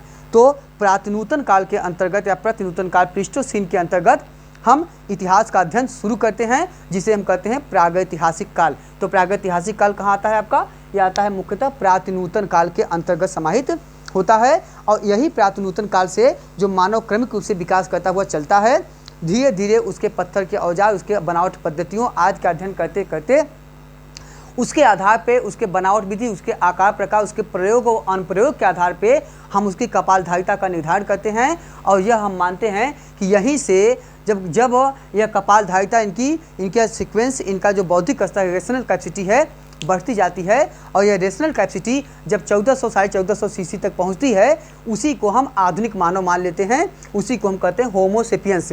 तो जिस मानव को हम आधुनिक मानव कह देते हैं, वह मानव आता है नूतन काल में। जैसे ही होमो सेपियंस आता है, तब हमें शुरुआत होती है आपका नूतन काल की। और ये जो नूतन काल होमो सेपियंस मानव है, यही आधुनिक मानव है जो हम लोग हैं, यही आधुनिक मानव है जो हम लोग हैं। तो प्रातःनूतन काल से नूतन काल के बीच में अनेक मानव सम प्राणियों का विकास होता है और यहीं से इतिहास को जानने समझने की और सुनने की प्रक्रिया की शुरुआत होती है, जिसे हम प्रागैतिहासिक काल के नाम से जानते हैं। और प्रागैतिहासिक काल के अंतर्गत हम इनका अध्ययन करते हैं। तो इनमें इनका क्रमिक विकास देखते हैं, इनमें कौन से मानव हुए, इनका साक्ष्य कहाँ से मिलता है, और प्रागैतिहासिक के अंतर्गत जो मानव समूह का विकास हुआ, वह मानव समूह का विकास कैसे कैसे किस क्रम से आगे बढ़ता हुआ आधुनिक मानव तक आते हैं। तो इस प्रक्रिया को हम समझते हैं। तो ऐसे कंडीशन में एक ल्यूस मॉर्गन का सिद्धांत है, विकासवादी सिद्धांत। जो ल्यूस मॉर्गन का विकासवादी सिद्धांत है, वे कहते हैं उसमें कि कैसे कैसे मानव का विकास या मानव प्राणियों का विकास आदि बर्बर अवस्था से, आदिम बर्बरिक सिचुएशन से, स्टेज से आधुनिक मानव तक कैसे मानव अपना प्रगति करता है, यह मुख्यतः ल्यूस मॉर्गन के विकासवादी सिद्धांत के अंतर्गत स्थापित होता है। तो कुल मिला के मानव वास्तव में बर्बर अवस्था से होकर आधुनिक अवस्था तक कैसे पहुंचता है, इसी प्रक्रिया को समझना वास्तव में प्रागैतिहासिक काल समझिए कहलाता है। तो कुल मिला के इसके आधार पे मानव प्रजातियों का विकास होता है। इस आधार पे अगर आप क्रमिक विकास की अवधारणा को देखें, तो आप समझ लीजिएगा कि अगर पृथ्वी पे मानव प्रजातियों और संसार के उद्भव का जो क्रम अगर देखा जाए, तो यह क्रम इस प्रकार आप कह सकते हैं। सबसे पहले पृथ्वी का उद्भव, पृथ्वी से पहले आप डाल दीजिए ब्रह्मांड का उद्भव। तो ब्रह्मांड या क्रम इस तरह आप लिख सकते हैं। जो इनके क्रम है वह आपका है ब्रह्मांड, ब्रह्मांड से सौरमंडल, सौरमंडल से पृथ्वी, ठीक है। और उसके बाद पृथ्वी से आपके पृथ्वी के बाद जीव, जीव के बाद क्या बने होंगे समझे, जीव के बाद जीवन का विकास होता है। जीवन के विकास में अंतर्गत अगली प्रक्रिया का प्राइमेट्स आते हैं, प्राइमेट का विकास होता है। प्राइमेट के बाद आपके आते हैं होमोनिड, मानव संप्राणी, होमोनिड, और होमोनिड के बाद आते हैं आधुनिक मानव या होमो सेपियंस। आधुनिक मानव या होमो सेपियंस इनका क्रम है, समझिएगा। ब्रह्मांड, सौरमंडल, पृथ्वी, तो कम से कम पृथ्वी से आगे पृथ्वी, जीव, प्राइमेट, होमोनिड और आधुनिक मानव का इनका क्रमिक विकास हमको यहाँ पे देखने को मिला है, जिसे आधुनिक मानव को हम होमो सेपियंस मानव के रूप में भी जानते हैं। तो यहाँ से हमको प्राप्त हो रहा है। अब दूसरा देखिएगा, दूसरा दृष्टिकोण है। अब जहाँ तक इन मानव समूहों में के विकास की बात है या मानव ने कैसे क्रमिक रूप से विकास किया, तो आपको पता है कि जो प्रागैतिहासिक काल का हम अध्ययन करते हैं, यह अध्ययन मुख्यतः इस बात पे आधारित होता है कि प्रातःनूतन काल से मानव ने कैसे कैसे क्रमिक रूप से विकास करके आधुनिक मानव के रूप में अपने आप को प्रत्यावर्तित किया। इसी प्रक्रिया को समझना ही वास्तव में समझिएगा प्रारंभिक इतिहास है। जहाँ तक प्रागैतिहासिक काल की बात है, समझिएगा, जहाँ तक प्रागैतिहासिक काल की बात है तो प्रागैतिहासिक शब्द का सबसे पहली बार प्रयोग अंग्रेजी में 1857 में डेनियल विल्सन ने किया है। तो प्रागैतिहासिक काल या प्री हिस्ट्री, इसको कहते हैं प्री हिस्ट्री शब्द का पहली बार प्रयोग डेनियल विल्सन ने 1857 में सर्वप्रथम किया था। जबकि स्कॉटलैंड के कल्चर में अगर देखा जाए, ठीक है, स्कॉटलैंड के अगर कल्चर में देखा जाए तो जो प्री हिस्ट्री शब्द है पहली बार इस शब्द का प्रयोग राबियर विलियम्स ने किया है। राबियर विलियम्स ने स्कॉटलैंड के इतिहास के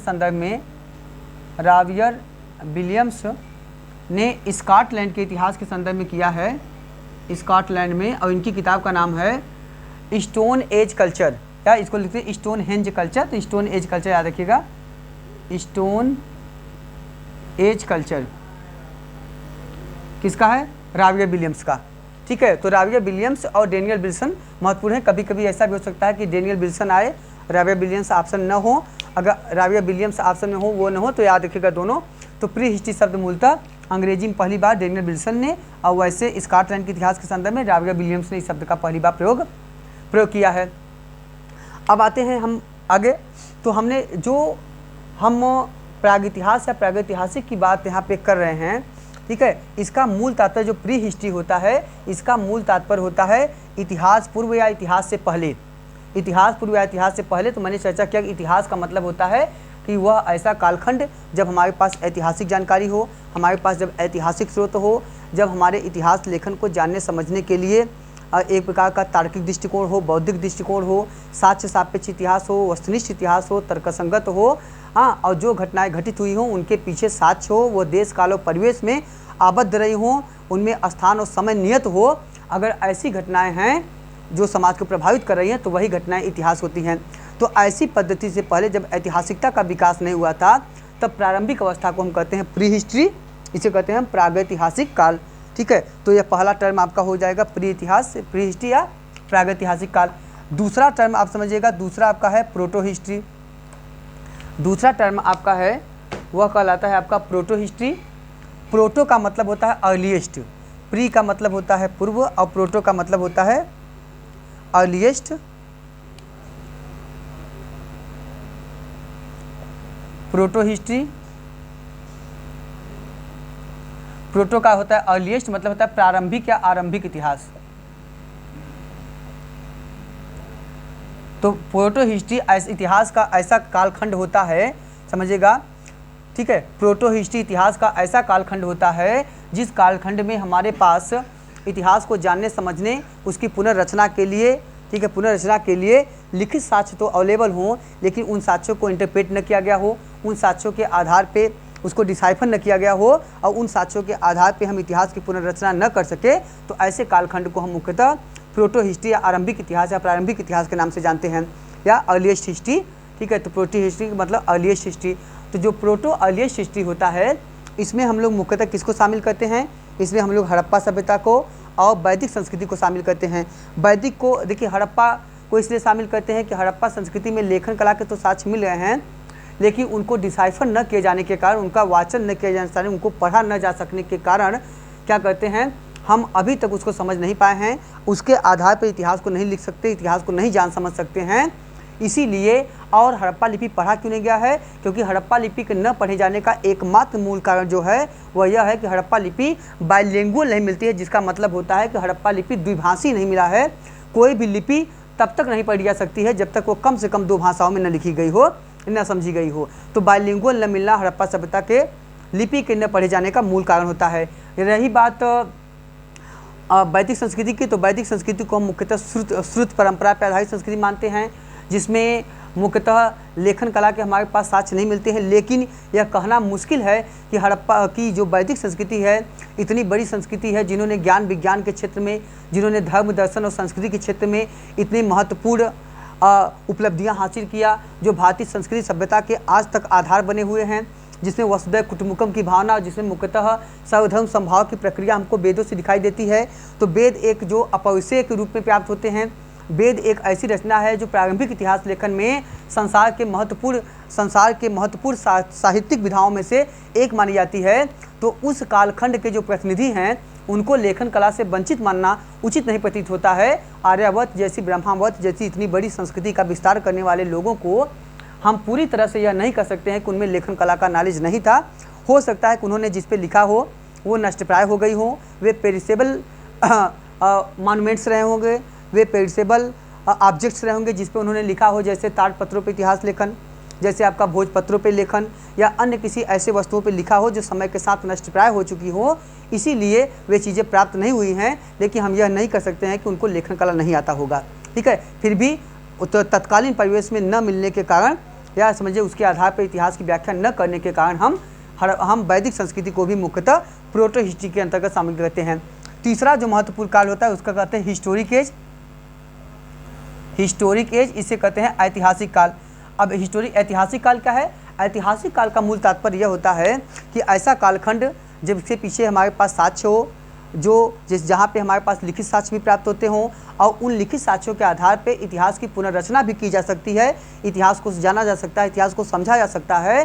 तो ऐसा कालखंड जब हमारे पास ऐतिहासिक जानकारी हो, जो साक्ष्य सापेक्ष हो, जो तर्कसंगत हो, जो देश काल और परिवेश में आबद्ध हो, ऐसे कालखंड को हम मुख्यतः ऐतिहासिक काल के रूप में मानते हैं। तो भारतीय इतिहास में ऐतिहासिक काल की शुरुआत मुख्यतः 6वीं शताब्दी ईसा पूर्व से मानी जाती है। 6वीं शताब्दी ईसा पूर्व से भारत में ऐतिहासिक काल की हम शुरुआत मानते हैं। ठीक है, तो इसमें हम लेते हैं आपका वैदिक प्लस हड़प्पा को, वैदिक प्लस हड़प्पा काल को, और जबकि इसमें हम शामिल करते हैं इसको कहते हैं 6th सेंचुरी से शुरुआत हम मानते हैं।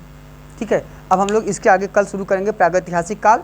मानव का क्रमिक विकास कैसे होता है, कैसे मानव आधुनिक मानव तक चलता है, और इसका क्रमिक विकास भारत में कैसे मिलता है, विश्व में कहाँ पे मिला है, कहाँ पे योगदान आपका रेमंड डार्ट का है, कहाँ पे लेक्स रोकी का योगदान है, कहाँ पे आपका मुख्यतः योगदान अरुण सोनकिया का है, रॉबर्ट बेस्फोर्ड का क्या योगदान है, डॉक्टर प्राइमरोज का क्या योगदान है, आपका इसी में आपका जॉन लुबाक आएंगे, एडवर्ड लार्टेट आएंगे, इनकी चर्चा करेंगे। चाओ जुकित्यान से लेकर चाइना से लेकर भारत में, उसके बाद आपका ऑस्ट्रेलिया में मानव कहाँ विकास होता है, अफ्रीका के आपका अफ्रीका में जो मुख्यतः आपका रिफ्ट वैली है, जो तंजानिया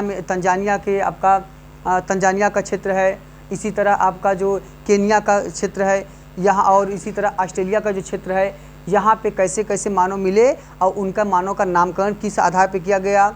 हाँ, इन सब मानव की चर्चा हम लोग कल करेंगे, और उसके आधार पे मानव सभ्यता कैसे प्रागैतिहासिक काल की अवस्था को पार करता हुआ आधुनिक मानव की अवस्था तक पहुँचता है, इस परिवेश की चर्चा हम लोग मुख्यतः कल करेंगे।